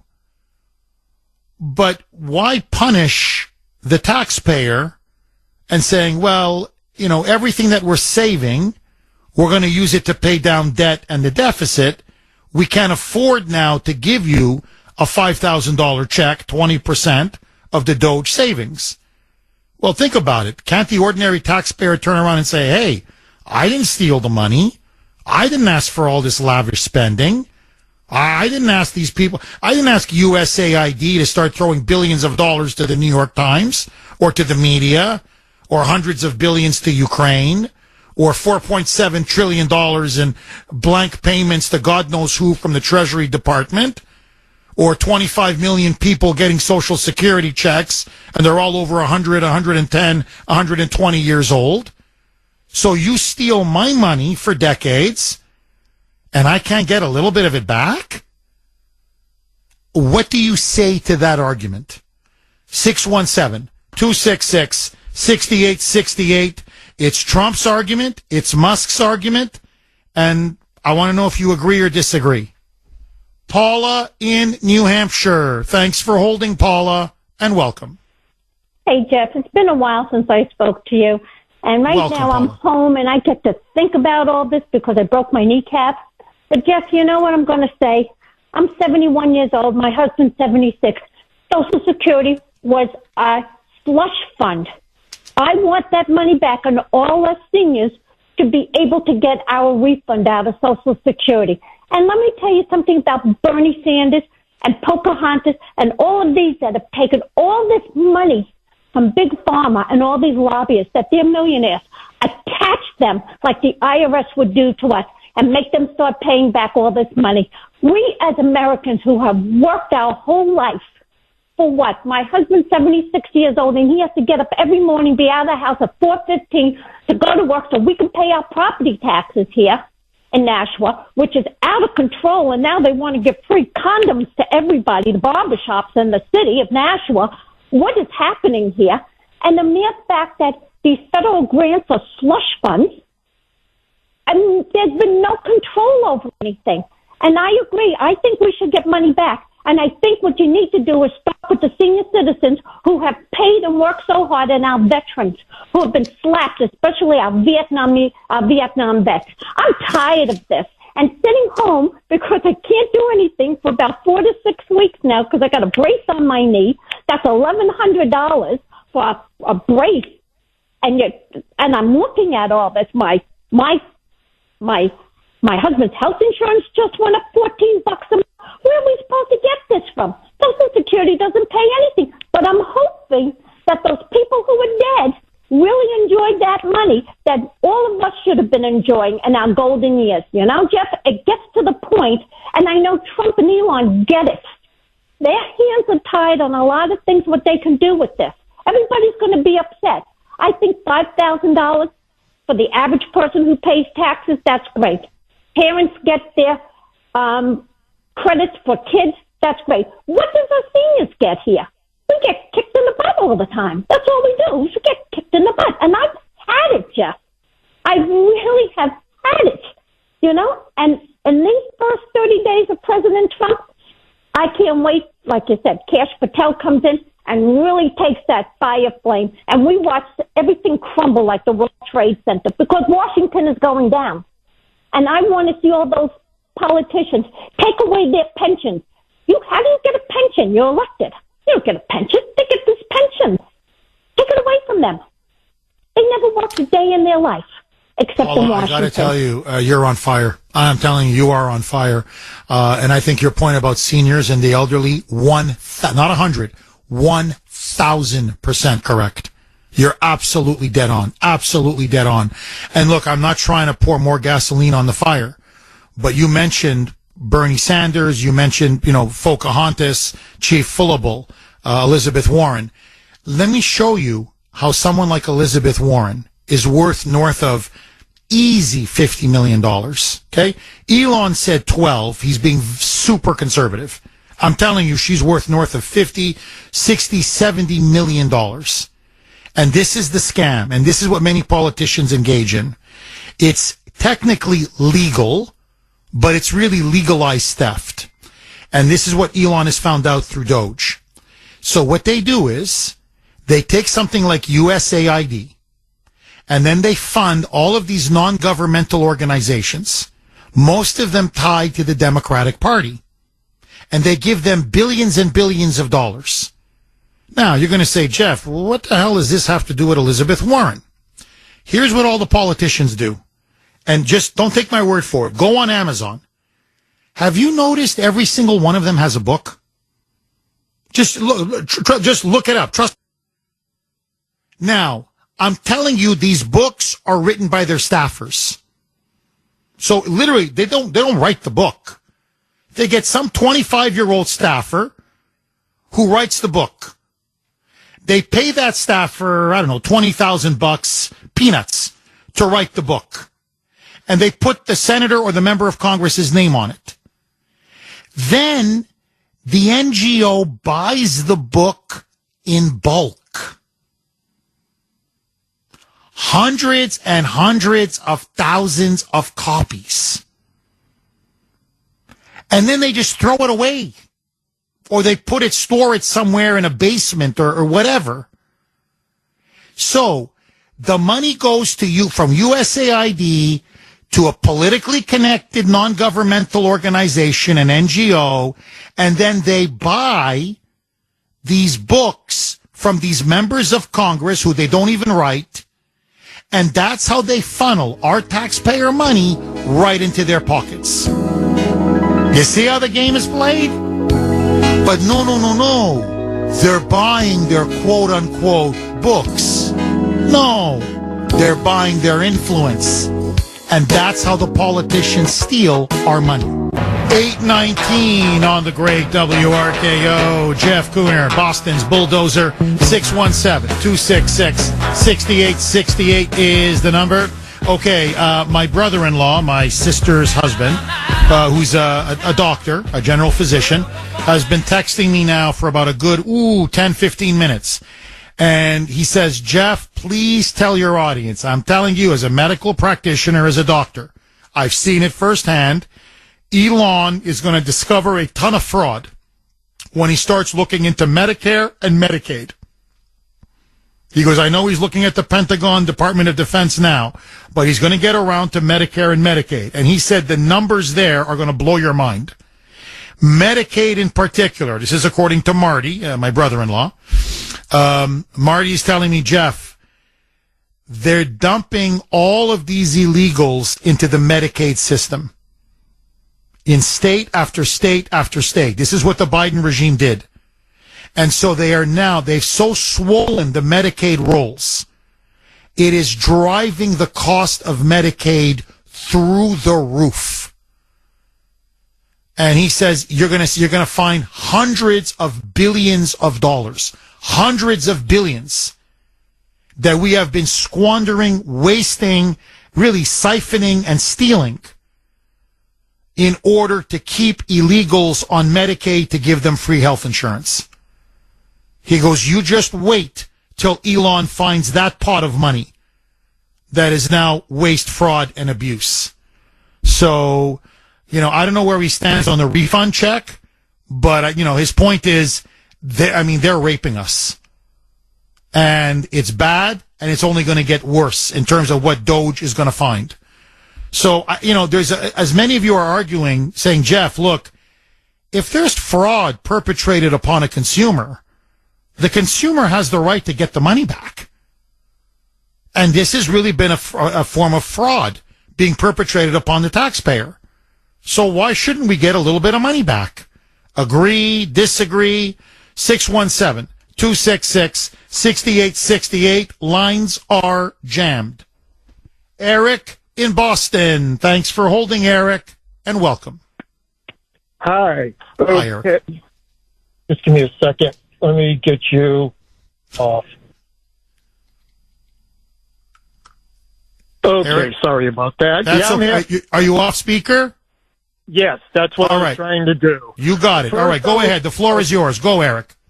Okay, the first thing I was thinking was I'm totally against the check. Okay. But because the Democrats are saying that they will never pass it, I say put it through, let them say no. And that way Donald Trump can say that, hey, we tried to give you the money back. The Democrats want to give it to the illegals. They don't want to give it to you. Oh, politically, you're right, Eric. Politically, it would be devastating for Trump. I mean, he would use it like a sledgehammer against the Democrats. I agree with you. Eric, I just want to go back. You said that you're against it. I'm just curious. Why are you against it? I believe you need to pay down the debt. I would rather pay down the debt and then take the interest and give that back to the people. So as the interest goes down every year, everyone would get more money back until it's. So basically, Eric, your position is like many others on the show, Jeff. Just pay down deficits, pay down the debt, pay it down, pay it down, pay it down. And once we've taken care of this crushing mountain of debt, then if we want to give ourselves refund checks or tax cuts or whatever, then is the time to do it. In other words, to use the Berlin analogy, don't celebrate before you've actually taken Berlin. Take Berlin and then celebrate, correct? Also, at the same time, push Donald Trump's tax cuts through, where that's going to really help the working class people because it's going to be the waitresses and waiters getting their no tax on tips. These construction people that work all this overtime, no tax on overtime. That's no tax on Social Security to help the elderly out a little bit. And those on seniors on fixed incomes. You're completely right. He's got to get that tax bill permanently passed. Eric, very good call. Very good points. Thank you very much, Eric. 617-266-6868. So you heard Eric saying, nah, pay down the debt. Then we can talk about a refund check. And if you're going to help working class people, pass the Trump tax or renew the Trump tax cuts and make them permanent. 617-266-6868. Agree, disagree? Arthur in Florida. Thanks for holding, Arthur, and welcome. Jeff, I have to tell you, Jeff, I call a lot of radio shows. I am your biggest fan, and I'm not blowing smoke, and I want to get to my point because it's significant, but I need you to pull up a chair and sit down, because what I'm about to tell you is an idea that will transform this country, and please, please, please get this to Donald Trump. Here you go. The idea of paying money to taxpayers and returning the money is great in a one-shot check, but we shouldn't do that. What we should do is create a Doge bank account for every American taxpayer. Just follow my logic, please. You create a Doge bank account for everyone. There will be quarterly contributions to that bank account quarterly. As waste is uncovered, as corruption is uncovered, as Donald Trump and Elon Musk recover the wasted monies that have been spent, your quarterly bank account will increase. What will be the result of that? Every American taxpayer will look at their quarterly bank account, their Doge bank account, and they will want to see money contributed to that, and they will be excited about it. So what's going to happen is... Arthur, can you hang on? I'm up against a hard break. This is a fascinating idea. Trump's people are listening. So I just want to ask you a few more questions. So please hang on. I'm up against a hard break. Right back with Arthur. More with your calls. 8:32 on the great WRKO. Jeff Kuhner, Boston's Bulldozer. 617-266-6868 is the number. Okay, let's go right back to Arthur in Florida. Arthur, so you're saying instead of the refunds, instead of this Doge dividend tax refund check, now this is what I want to ask you. You're saying create like a quarterly account whereby all of these savings from Doge, say trillions of dollars, are put into this account. Now, who would run this account, Arthur? In other words, would this be under Doge? Who would it be under? Simple, Jeff. We know who the people are because the government knows everything, and you have a record of people who are in Social Security. So the government would form the Doge bank account. The government would, as monies are saved, would put that money into the account. It will be reflected in a quarterly statement.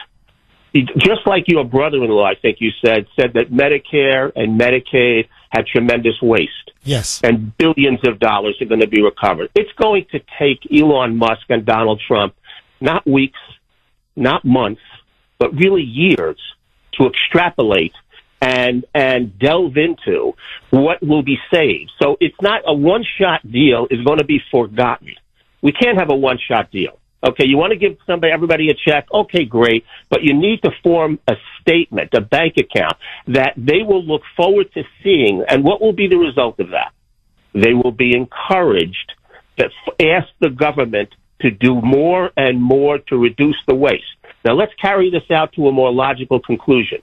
I don't know how many people are in our government now, but we all know the government is too big.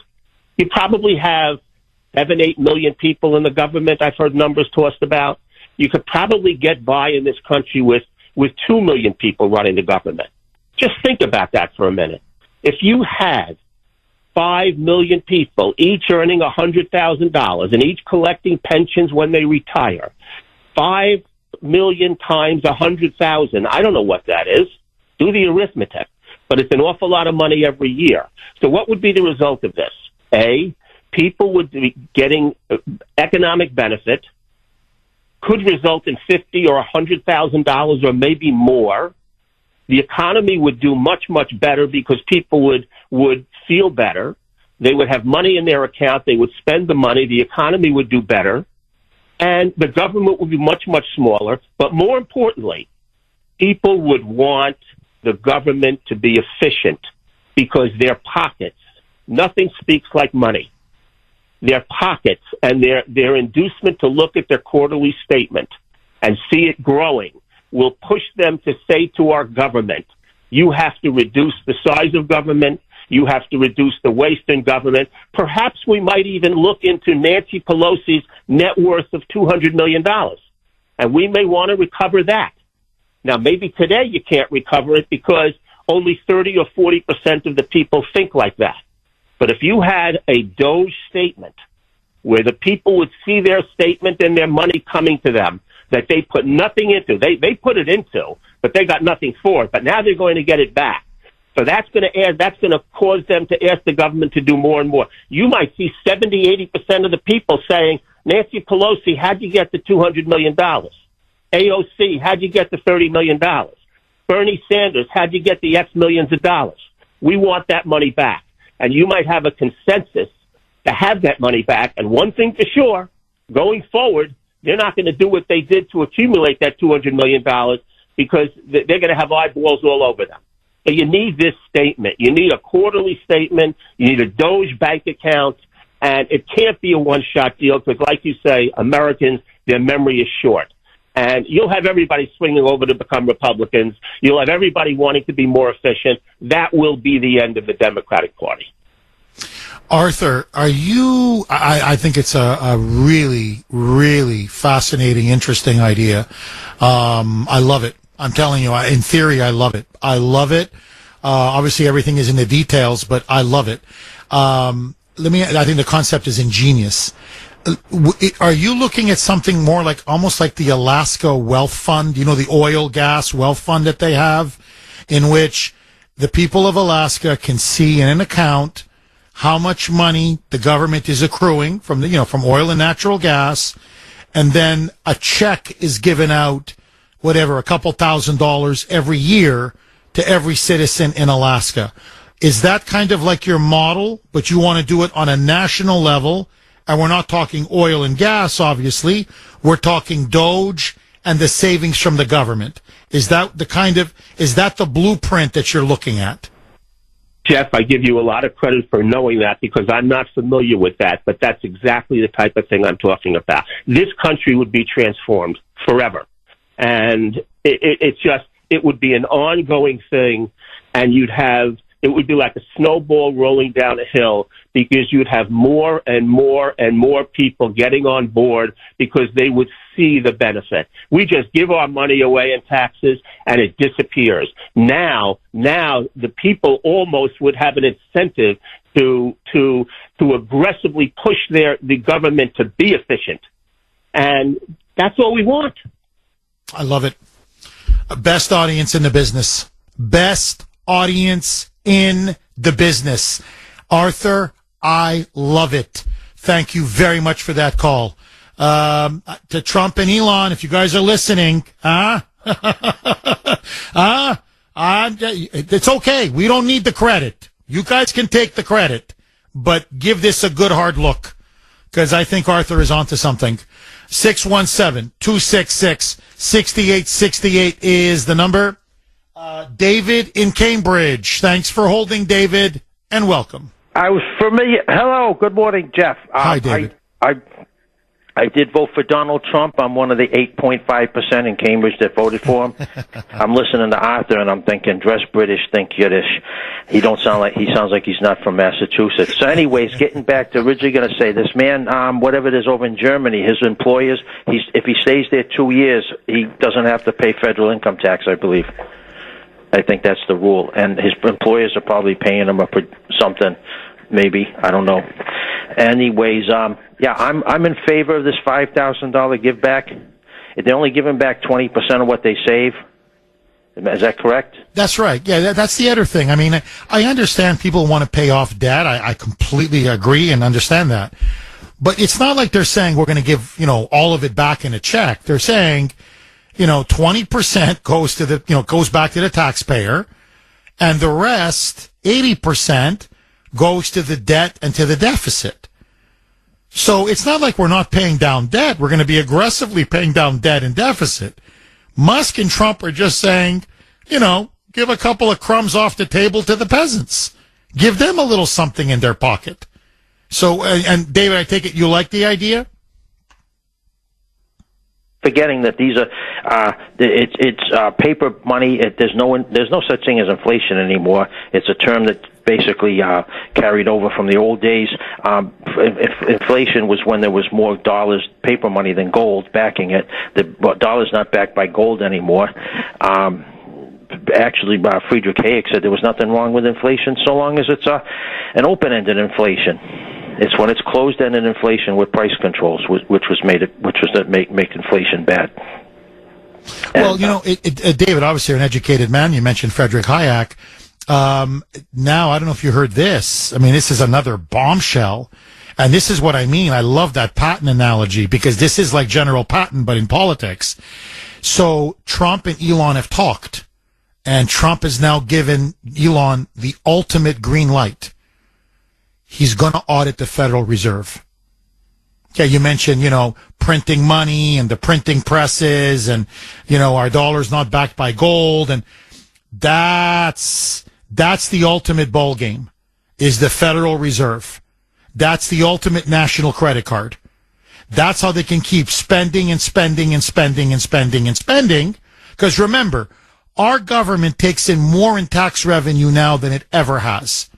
So when you hear these Democrats go on about tax the rich, the rich are already paying more in taxes than they ever have in American history. Americans are paying more in taxes ever than in American history. So we don't have a revenue problem. Our revenue's never been higher. It's a spending problem. And so it's deficit spending after deficit spending. How do they finance it? The Federal Reserve. Keep printing more money. And so there is so much corruption there, so much abuse of power. Rand Paul have been begging for decades to finally audit the Fed. Elon says, you really want to kill this monster? You really want to end all of this waste, fraud, and abuse? Audit the Fed. Trump said, go do it. So, David, I'm telling you, I don't think we're looking at $2 trillion now. I think we're looking at unlimited trillions of dollars that can now be saved. So, my friends, we are living through historic times. Go, Elon, go. 8:48 on the great WRKO. Jeff Kuhner, Boston's Bulldozer. 617-266-6868 is the number. Okay, my friends, $500 billion. That's now the figure that we've come out from Doge, from both Trump and Elon Musk, and the Government Accountability Office. You're going to be saying, Jeff, what? What does this have to do with our conversation about a Doge dividend check? President Trump recently signed an historic executive order. It really is a blitz. There's so much going on. It's almost impossible to keep up. Well, this is one of the big ones. He signed an executive order. Listen now to this.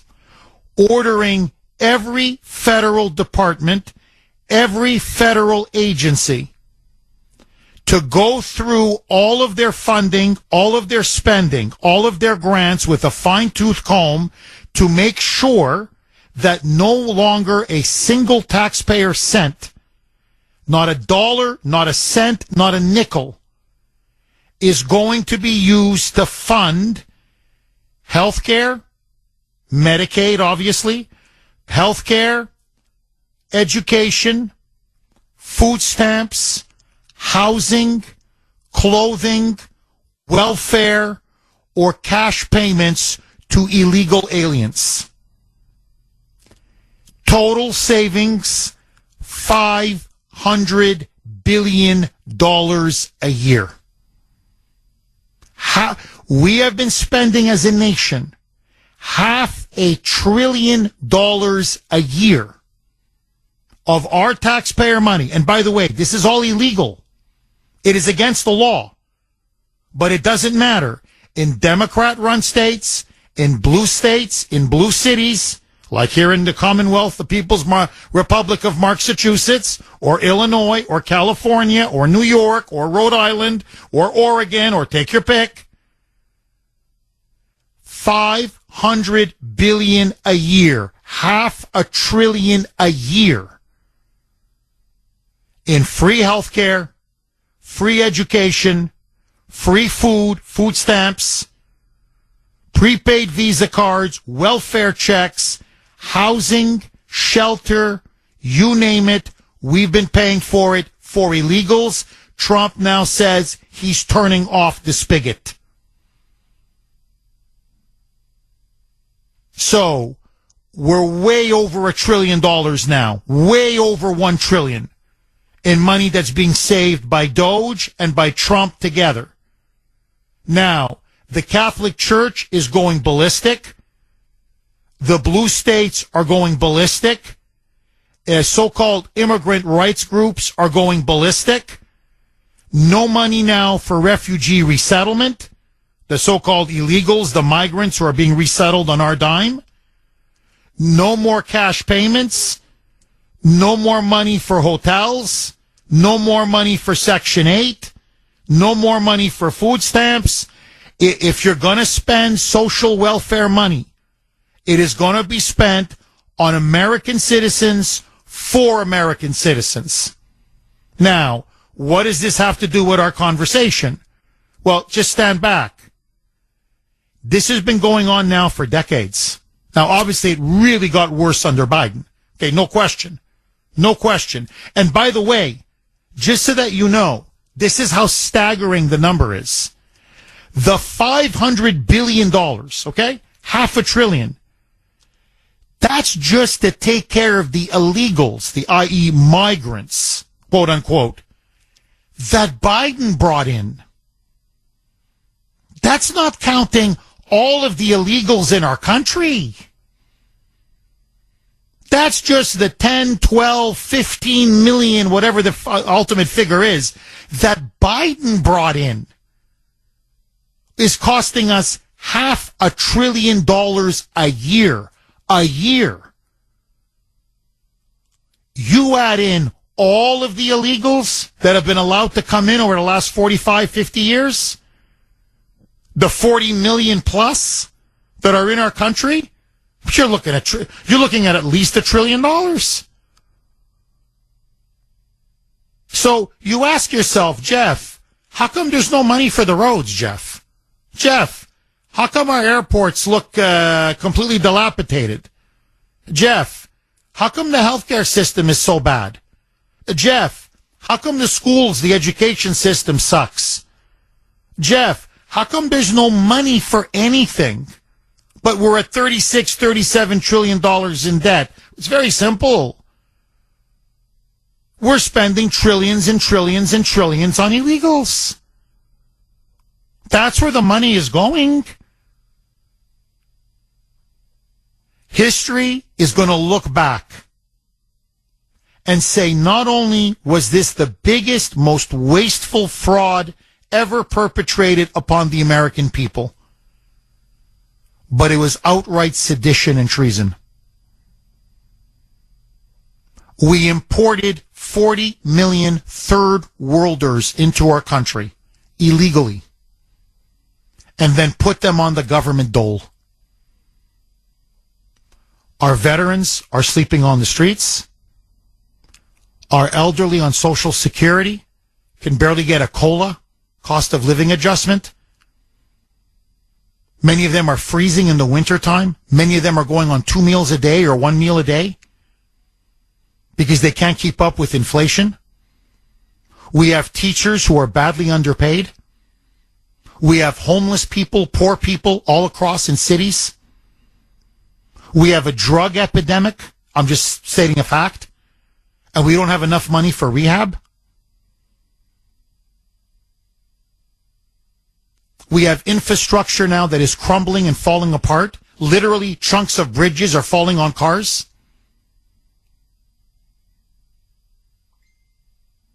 This is the reality in our country. And yet we gave away trillions and trillions and trillions. And again, look, this is the key point. If we took trillions and spent it on our roads, okay, fine. That's an investment. You got roads for decades, beautiful roads. If we modernized all our airports, fine. Look at these airports. Wow. if we put it into our healthcare system, okay, our population is healthy.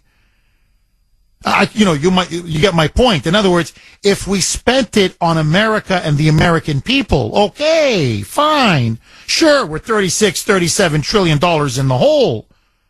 But we've got the best teachers, the finest military, the finest roads, the finest highways, the finest bridges, the finest infrastructure, the finest hospitals, the finest schools. In other words, our police are oh my God, there's no crime. There's a cop on every corner. Okay, we're in the hole, but we got something to show for it. We're in the hole. And all we did with the money was give it away to people on welfare. It's suicide. I'm telling you, it was political, economic, cultural suicide. And now all of this has been uncovered in a month. In 1 month. Elon, Doge, Trump, and a small band of geniuses, as they call them. Okay? The Doge Avengers. And that's just in 30 days. Trump has done more in 1 month than most presidents have done in 4 years. So, let me throw this log on the fire. If we can spend $500 billion a year, this is pure fraud, pure abuse, pure corruption, pure waste, on illegals and migrants in our country. We can't take $400 billion and put a $5,000 check for every American home that's been paying taxes for years and years and years and years. Notice, the Democrats, when it comes to handing out cash to the illegals, no problem. But now you want to give it back to some of the taxpayers, and all of a sudden, we don't do handouts. It's fiscally irresponsible. We won't have it. If we can afford it for the illegals, I think we can afford it for the ordinary, hardworking taxpayer. But that's me. 617-266-6868. Agree, disagree. Jake in Gloucester. Thanks for holding, Jake, and welcome. Good morning, Jeff. Hi, Jake. Jeff, I've been listening to you since you came here 11 and a half years ago. And I said, when I first heard you, I believe you were, when you started here, you were on in the morning, correct? Yes. And then you went to the afternoon, and then you went back to the morning. But the first week I heard you, I said to my friends, we got the next superstar of talk radio in Boston, because we had a lot of talent in this city with Jerry Williams and David Brodnoy and Avi Nell. We had some great talent. But, Jeff, without you for the last 11 and a half years, this city and talk show radio would have gone to pot as far as us finding out a lot about this stuff. Even though the news is every day, you give us things that we don't even hear about in some of the other media. You give us details, and Sandy does a great job of researching this, and so does Mike. And I want to thank you for that over the past 11 and a half years, thank Jeff. you. I appreciate that. No, I do work hard. Thank you, Jake. I appreciate that. Thank you very much. Honest man with integrity. You wear your heart on your sleeve, Jeff, and it's so refreshing. But do me one favor and do your callers one favor. Stop referring to these socialist communists as progressives, please. I've asked you this before. That word is a positive word. These people are nothing but socialists-communists. They shouldn't be called progressives because they want to be called that, because the word liberal went out of focus 30 years ago when George McGovern got killed in the 72 election by Nixon. Nixon got 500 electoral votes in that year. Reagan in 84 got 500 electoral votes, to show you how backwards this country has become, because Trump should have got 500 electoral votes this year. He didn't. He got 300. He should have swamped them. He might have gotten 400 if Biden was the candidate. But here's what I called about, Jeff. That last caller, Arthur from Florida, I have never heard a better idea in all these years than he has. You know why? In this country, most people, unfortunately, they spend way too much money of their own money. They go into debt. The government, forget it. People are mesmerized by all of these figures, trillions and billions. People are anesthetized by listening to. They don't understand the scope of the debt that we're in now. So I am totally against this $5,000 payoff. I really am. But if Arthur's idea, we put a savings account in from the money we save, and over the next 5 to 10 years, we have an incentive for everybody, for the government, for the American people to save, and we get the dividends over the rest of our lifetimes, and we get the dividend from the mess that they created, and now we're saving it. I think that's a much better idea, because now you have a tremendous incentive. And that's what made this country great. Freedom and the incentive to do and make your life what you want to make it. But the Democrats have ruined that incentive. They have taxed us to death. They have stolen money from us. They're an illegal, unethical, disgusting party. They're trying to ruin America. And the idea, and when Trump got back in, we all celebrated. But, you know, Jeff, we only have 3.5 more years to try to straighten things out. Because if the Democrats win 3.5 years from now, you know what's going to happen. It's going to go right back to the same old corruption. One last thing. Why haven't the Congress, the Republicans in Congress for the past 20 years done what Doge is doing? Why haven't they? They always talk about fiscal constraint, and we're conservatives, and we want to spend the taxpayers' money very prudently, which nobody has. This was their job. This was the job of conservatives, to watch every penny going out. But Trump, an outsider, had to come in and do it. Elon Musk, an outsider of the government, had to come in and do it. Republicans weren't going to do it. That's why I've always been independent. I hate the Democrats, and I'm not crazy about the Republicans, because they did nothing about this deficit. So now, when somebody is trying to steer the course in the right direction, they're still being vilified by these communists. And one last thing, Jeff, we have a new member of the Mensa Society. I heard her this morning, and I saw her on television. She is an intellectual, Jasmine Crockett. I mean, I want to sit down and talk to her, because I could learn a lot about fiscal conservatism from Jasmine Crockett. She said on camera yesterday, it's the taxpayers. It's not your money. It's not our money. Who pays the bills for you? Who pays your salary? How do you think the government has any money? By people who get up at 5 o'clock in the morning and go to work and pay their taxes in the private sector. There are still, unknown by most people, more people working in the private sector to support your grift and your theft than you can imagine. And, Jeff, we've got to straighten things out very quickly. Oh, you're dead on. I got to say, on fire. Jake, one of your best calls. Really, honestly, one of your best calls. Jake, thank you very much for that call. No, look, Jasmine Crockett, she's now like the new AOC. She's the new darling of the radical left, the socialist left, as you would put it, Jake. And she's the one that said, that's right, it's not your money. I'm like, well, if it's not our money, whose money is it? And then she's the one that says, well, we're not going to give you your $5,000 check because we don't do handouts. You don't do handouts? Really? That's all you do is handouts. And then she says, and so it's only $5,000. That's nothing. Well, yeah, to you crooked politicians who are stealing tens and tens and tens, if not hundreds of millions of dollars, yeah, $5,000 is tipping money. But to an ordinary, hardworking, tax-paying American, believe it or not, $5,000, yeah, that would help. Believe me, it would help. This is the new face of the Democratic Party. Now you know why Trump is at 70, 80% approval.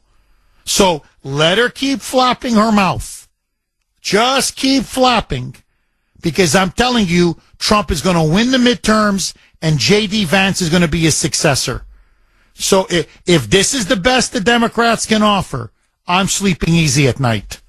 617-266-6868. But notice, they go absolutely berserk at the very thought of a rebate or a tax refund check to taxpayers. Have you noticed? Then, holy mackerel. Hey, whoa. Hey. You mean, hold on, whoa. Our welfare deadbeats, what, no money for them? Whoa, the illegals, our people, our voters, whoa, no money for them? Now they're on a political jihad. And you mentioned something, Jake. Why wasn't this exposed by members of Congress? Great question. What, better yet, why wasn't this exposed by the media? I mean, their job is to speak truth to power. Their job is to root out abuse of power and fraud. So it took two men, and notice, one, the president, a multi-billionaire, Elon, a mega-billionaire. He's worth almost, $400 billion. He may actually become the first trillionaire in history. In other words, two men who are so rich they can't be bought. They're not just outsiders. They're so economically and financially wealthy and independent they can't be bought. That's what Trump said. He goes, I don't need another private plane. I don't need another mansion. Like, well, what are you going to buy me with? Elon it's even worse. He goes, I own everything. Like, what are you going to buy me with? That's why they can't stop him. And look, I was going to play some clips, but I'd rather stay on this because I think we're having a really good discussion and debate. But there are now increasing calls, Democrats, liberals in the media, or communists in the media, as Jake would like to call them, who are calling for Elon to be murdered, calling for Trump to be murdered. You have Democrat members of Congress. There's this scumbag out in California, Congressman Garcia, literally talking about using actual weapons to take down Trump and take down Elon Musk. We're talking now about open incitement of violence. In other words, somebody kill him. Kill him. And that's because the swamp doesn't want to be exposed. And that's why I've been telling Trump and Elon, your number one priority is your security. You think it's your work. I'm sorry, it's not. It's your security. Because if you don't have good security, you won't be able to do your work. And Trump knows this better than anybody. 2 assassination attempts. And by the way, now that Kash Patel is FBI director, I want him to get to the bottom of the assassination attempt in Butler, Pennsylvania. They were a millimeter away from killing President Trump. A millimeter. I want to know if this was part of an inside job by the Secret Service. Because the security on that day was pathetic. Absolutely pathetic.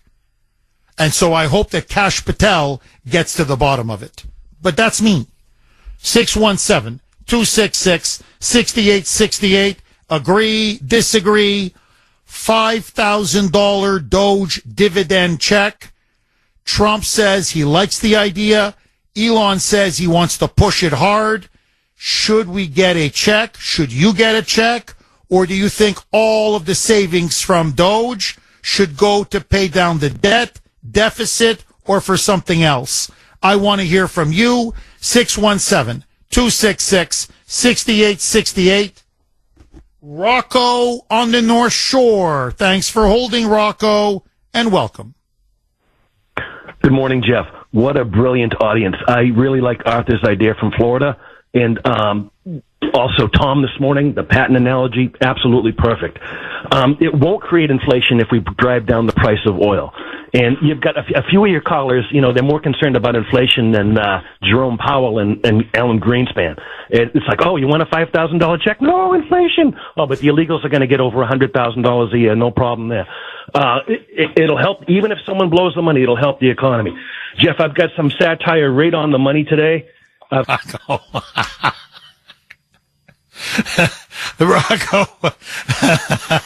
Rocco, are you trying to get me fired, my friend? Is that what you're trying to do?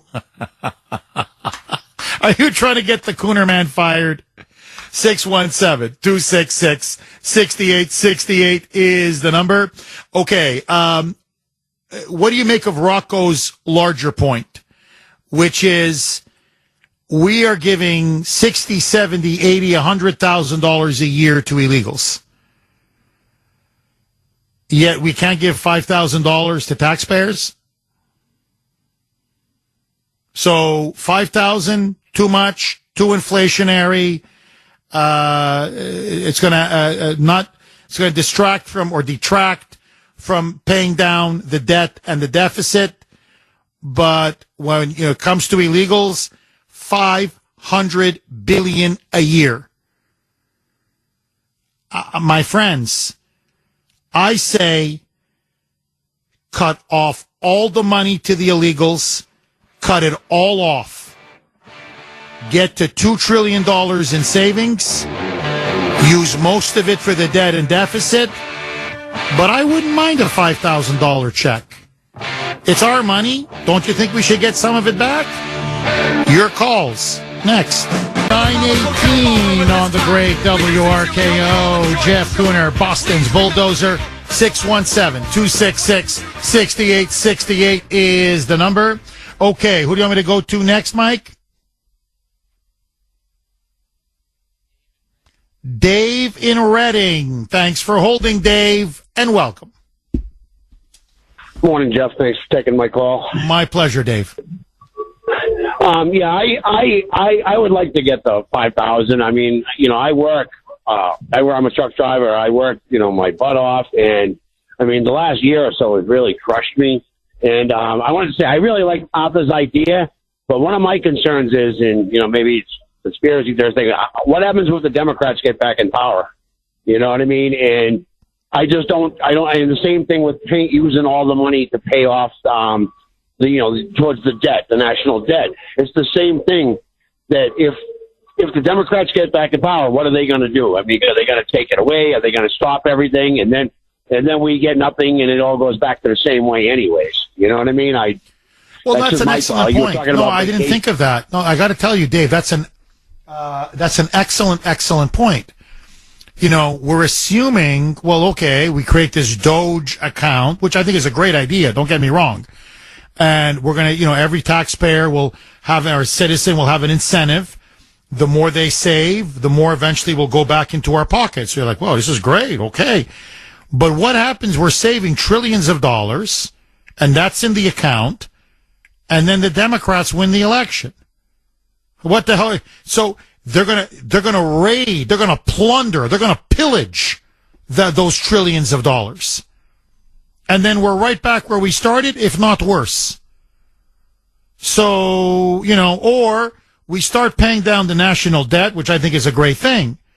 But then the Democrats come back in and they rack up the national credit card again. So I think if we're going to do this, it has to be done in a way where the Democrats can't raid the cash. Because if they see trillions of dollars, that's the Green New Deal. Oh, my God. That's going to be to fund EVs for the next 50 years. That's going to be money for illegal aliens. That's going. You could run down the whole list. I mean, you give them trillions of dollars, the damage that they can do and how they can spend it, and they can spend trillions and make your head spin. I mean, it'll be gone in less than 10 minutes. So that's why we got to be very careful. It's got to be almost like in a lockbox, to quote Al Gore from 2000.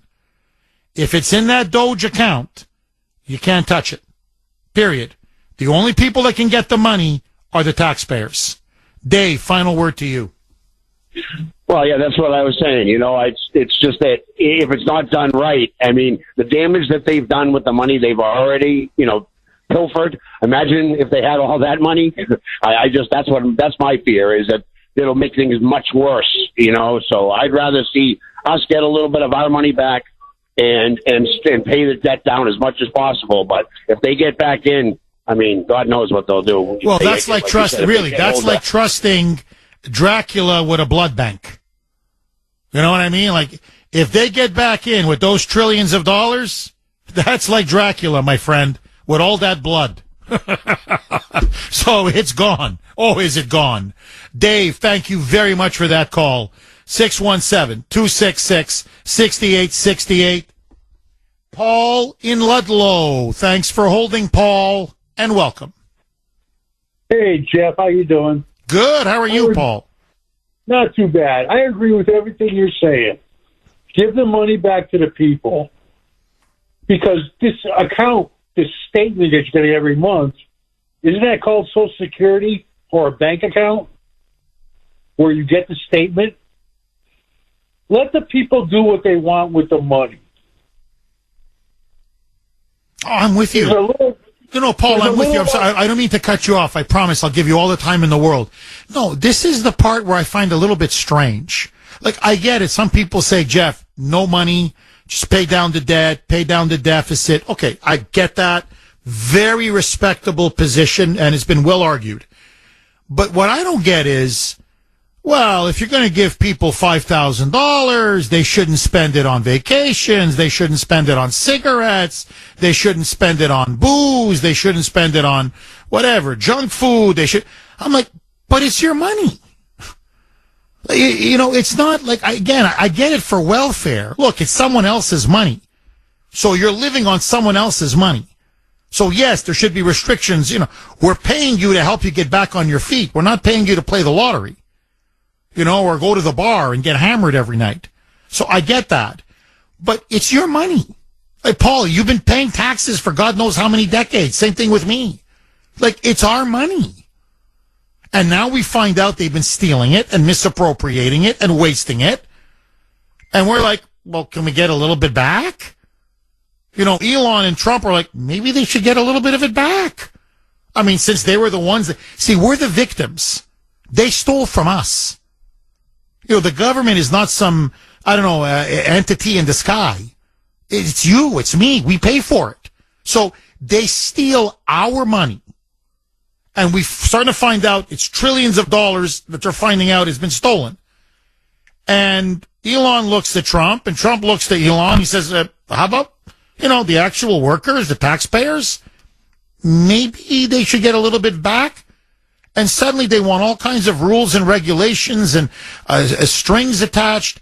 You want to go on vacation? Go on vacation. You want to treat your family to dinner? Treat your family to dinner. You want to buy a pack of smokes? You want to go out and get yourself a nice bottle of wine or a pack of beer or whatever, 6-pack of beer? However you want to spend the money. It's your money. Paul, am I wrong? No, you're absolutely right, sir. And, this is like you get the statements in the mail, and then you're going to decide whether, like Social Security, do I take it at 66, 67, 69? Nobody knows. And life's too short.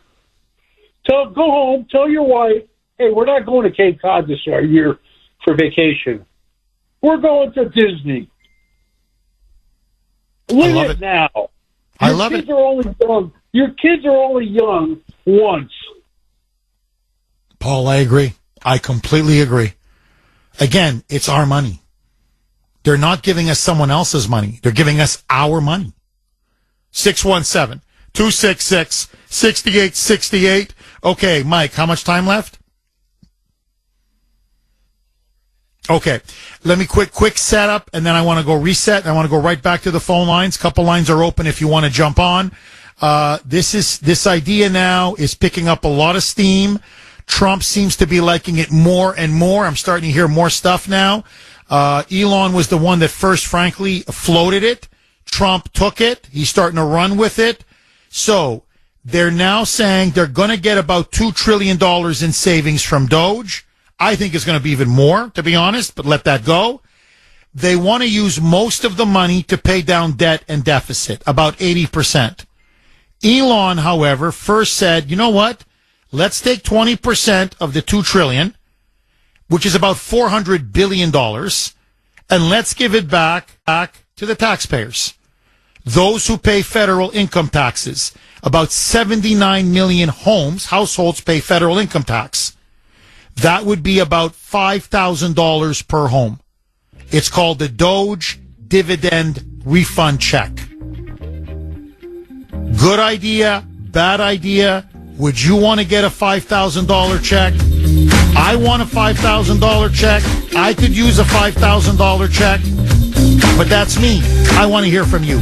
9:32 on the great WRKO. Jeff Kuhner, Boston's Bulldozer, 617-266-6868. Okay, I'm going to go right back to the phone lines, I promise.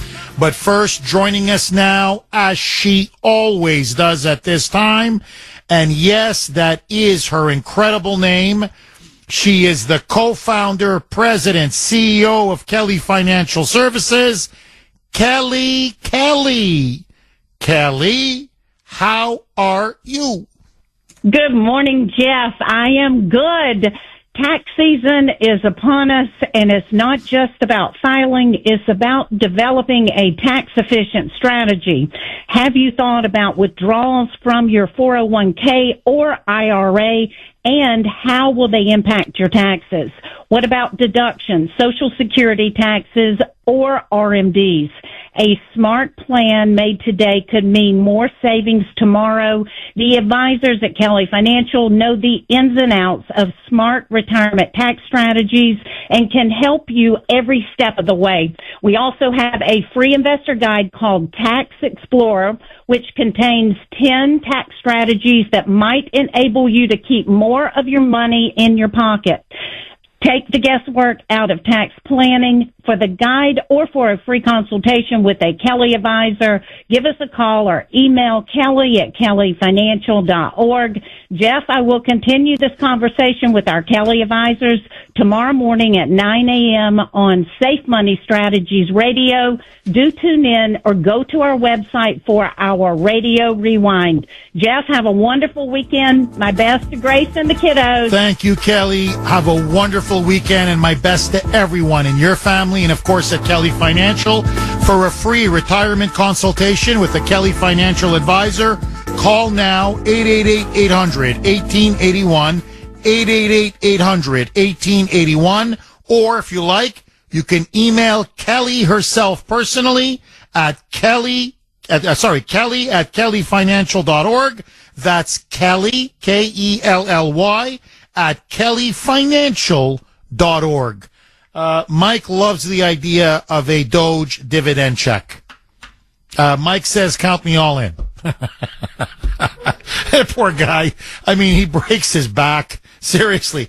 Gets up at 2:30 every morning, schleps all the way down to Medford, works hard, pays his taxes. Yeah, could he use a $5,000 refund check? You better believe it. So, yeah, thank you, sir. May I have another? I hear you, Mike. 617-266-6868. Sean in New Hampshire. Thanks for holding, Sean, and welcome. Jeff, how are you, comrade? Good. How are you, Sean? Very well. I do not agree with giving anybody any money from the government. And this is, like when Trump won, I felt like I won. Every time Doge gets one of these accounts that are fraudulent, I feel like I win. Every time Doge goes into one of these government places, I feel like I win. Every time they expose some politician, I feel like I win. This is what I would do. Don't give away any money to the people, okay? But what I would do is I would cut taxes in half.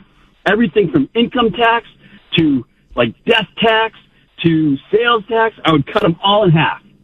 And for the military personnel out there, I would make all of their paychecks, every single dollar they make, tax exempt. That's what I would do.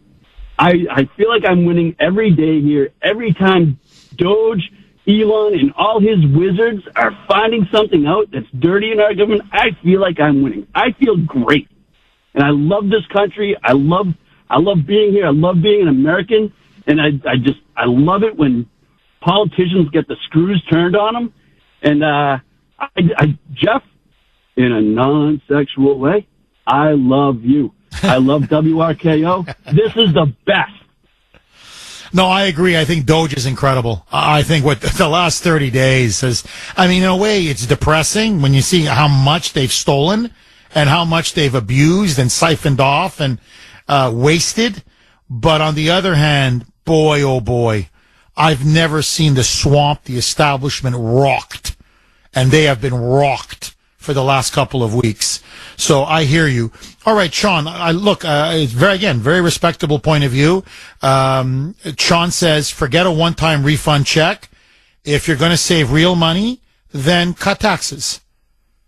cut taxes. Cut people's taxes. It's permanent. It's not one time. It goes right to your pocket. You're saving a lot of money. And do you really want to help our vets or our military people? Don't tax them. Every dollar they make goes straight into their pocket. That's how we should take care of our vets. That's how we should take care of people who serve in our military. Sean, thank you very much for that call. I really appreciate it. 617-266-6868. Okay, this is from Eric on Messenger. And he speaks for a lot of people. And that's why I'm reading his message on Messenger. Jeff, maybe once Trump is done with all this corruption, fraud, and extortion from the American people, he could figure out exactly what a taxpayer really should be paying and have a cap that says we cannot tax more than this amount. And that automatic audit, in other words, what Doge is doing, should be done every 4 years, minimum, by some independent third party. And then Eric adds, Jeff, I work 60 hours a week to make ends meet. I work very hard every day. I want to be able to get my money back so I can take my wife out finally and say to her, honey, you can order the steak this time and a dessert this time without saying, sorry, I can't afford it. I cannot tell you how many emails, how many texts, how many messages on Messenger echo what Eric is now saying. Jeff, I work 50, 60, 70 hours a week. I break my back. And I just want to take my wife or my husband or my spouse or my family or whatever just once in a while to a restaurant.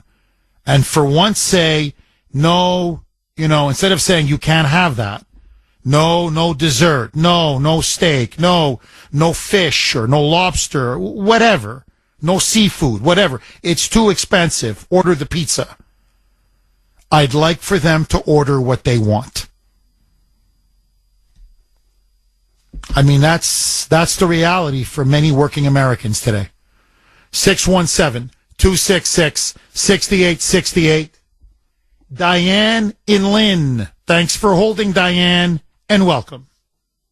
I think the man who talked about an account is really addressing middle-class people. There's a lot of working-class people, basically like the type of people you just described, who they get some money, and they're not thinking of anything but putting it towards something that's very necessary. So that's all I wanted to say about the account. Well, Diane, let me ask you: would you favor a $5,000 Doge dividend check? You know what? I think so. Yeah, I think so. To tell you the truth, I rely on you and your callers for so much information and their opinions. I'm hearing both sides, but the only thing I thought that is I wouldn't expect many people to be able to say that, hey, look, we got extra money, let's just use it for whatever. But as far as getting it or not getting it, I think it's good to get it. I think Trump and Elon Musk, to their credit, were excited about some success there, and they were eager to spread the joy and give it to the working class people and the middle class people and so on. So I think so. Well, Diane, you touched on something. It's nice. This is, to me, what's refreshing about this. And I think, honestly, that's why the debate and discussion, I think, has been so excellent today. Isn't it nice to have a president, and in this case, a right-hand man like Elon, talk about putting our interests first? Working middle-class people, taxpayers, finally you're thinking about us. And hey, whether you like the idea or not, right? It's let's put money back in people's pockets who work and pay taxes for a living. Wow. Like, instead of constantly feeling there's a target on your back and they want to suck blood out of you, like sucking blood from a rock, right? They just want to suck and suck and suck. It's finally nice to have a government, a president, a team that says, you know what, Diane, what do you think about this? We want to help you a little bit. That, to me, is the magic of Trump, Musk, and Doge. And it's only beginning. This is just the beginning. We're going to realize how much money these politicians have been stealing from us for years. And it's going to be amazing how much is going to be left over. When you take away all that they've stolen, you're going to say, my God, there's so much for us. More with your calls next. 9:48 on the great WRKO. Jeff Kuhner, Boston's Bulldozer. 617-266-6868 is the number. You know, everybody in my family has been weighing in on this Doge dividend refund check, except for my own wife. I don't know why. Usually she weighs in, via text. Like, don't like, agree, disagree, whatever. So far, nothing. Nothing. So does she know something I don't know? Is there some kind of a secret account that I'm not aware of? Because I'm like, I think we could use $5,000. I look at these credit card statements. I'm thinking 5,000 would go a long way. But I don't know now. 617-266-6868 is the number. Eric in Plymouth. Thanks for holding, Eric, and welcome. Hey, Jeff, thanks for taking my call. Okay? My pleasure. I look at this forensically doing an audit, okay? Engineering, okay? 37 trillion. Who, what, why, where, okay? We're here because we've been raped, okay? And the collateral damage is such. We've got homeless vets on the streets, children, fentanyl running down, children having access to that, guns running around in the street. No. All these maladies, okay, the progressive disease, this has been going on for 50 years. It's been raping us for a whole long time. I was writing a book about this, okay? 37 trillion, okay? Who do we owe it to? Where does this, okay, these are figures, okay? They're concrete. They're fixed, are they? There's 2 trillion Elon Musk has come up with, okay? Bravo, awesome. They're working for us. This is like a class action suit, right, Sandy? Look at it, okay? They're working for the American people because we've been raped. True? No, you're right. No, Eric, really, look, it's a strong word, but it's an accurate word. You can use other words. You can say fleeced, stolen, ripped off, exploited, pilfered, pillaged. But I think rape, I think rape is an accurate word. Look, I was just thinking about this last night, Eric. I never thought, look, if anyone tells me, oh, Jeff, I knew it was this bad, I don't believe you. I knew it was bad. Everybody knew it was bad. I honestly did not think it was this bad. And last night, I was just outside a little bit, getting some fresh air, and I'm thinking, this is really no different than Russia or Ukraine or some of these other, Eastern European kleptocracies. This is rape. I mean, we're talking wholesale plunder and stealing. And the more we look, the more we find, the worse it gets. And that's why I don't know what Elon's going to find with the Pentagon, but I'm telling you, our military budget, holy mackerel. And then once he gets into Medicare and Medicaid, and then the one I really want is the Federal Reserve, Eric. I think that's going to be the mother lode.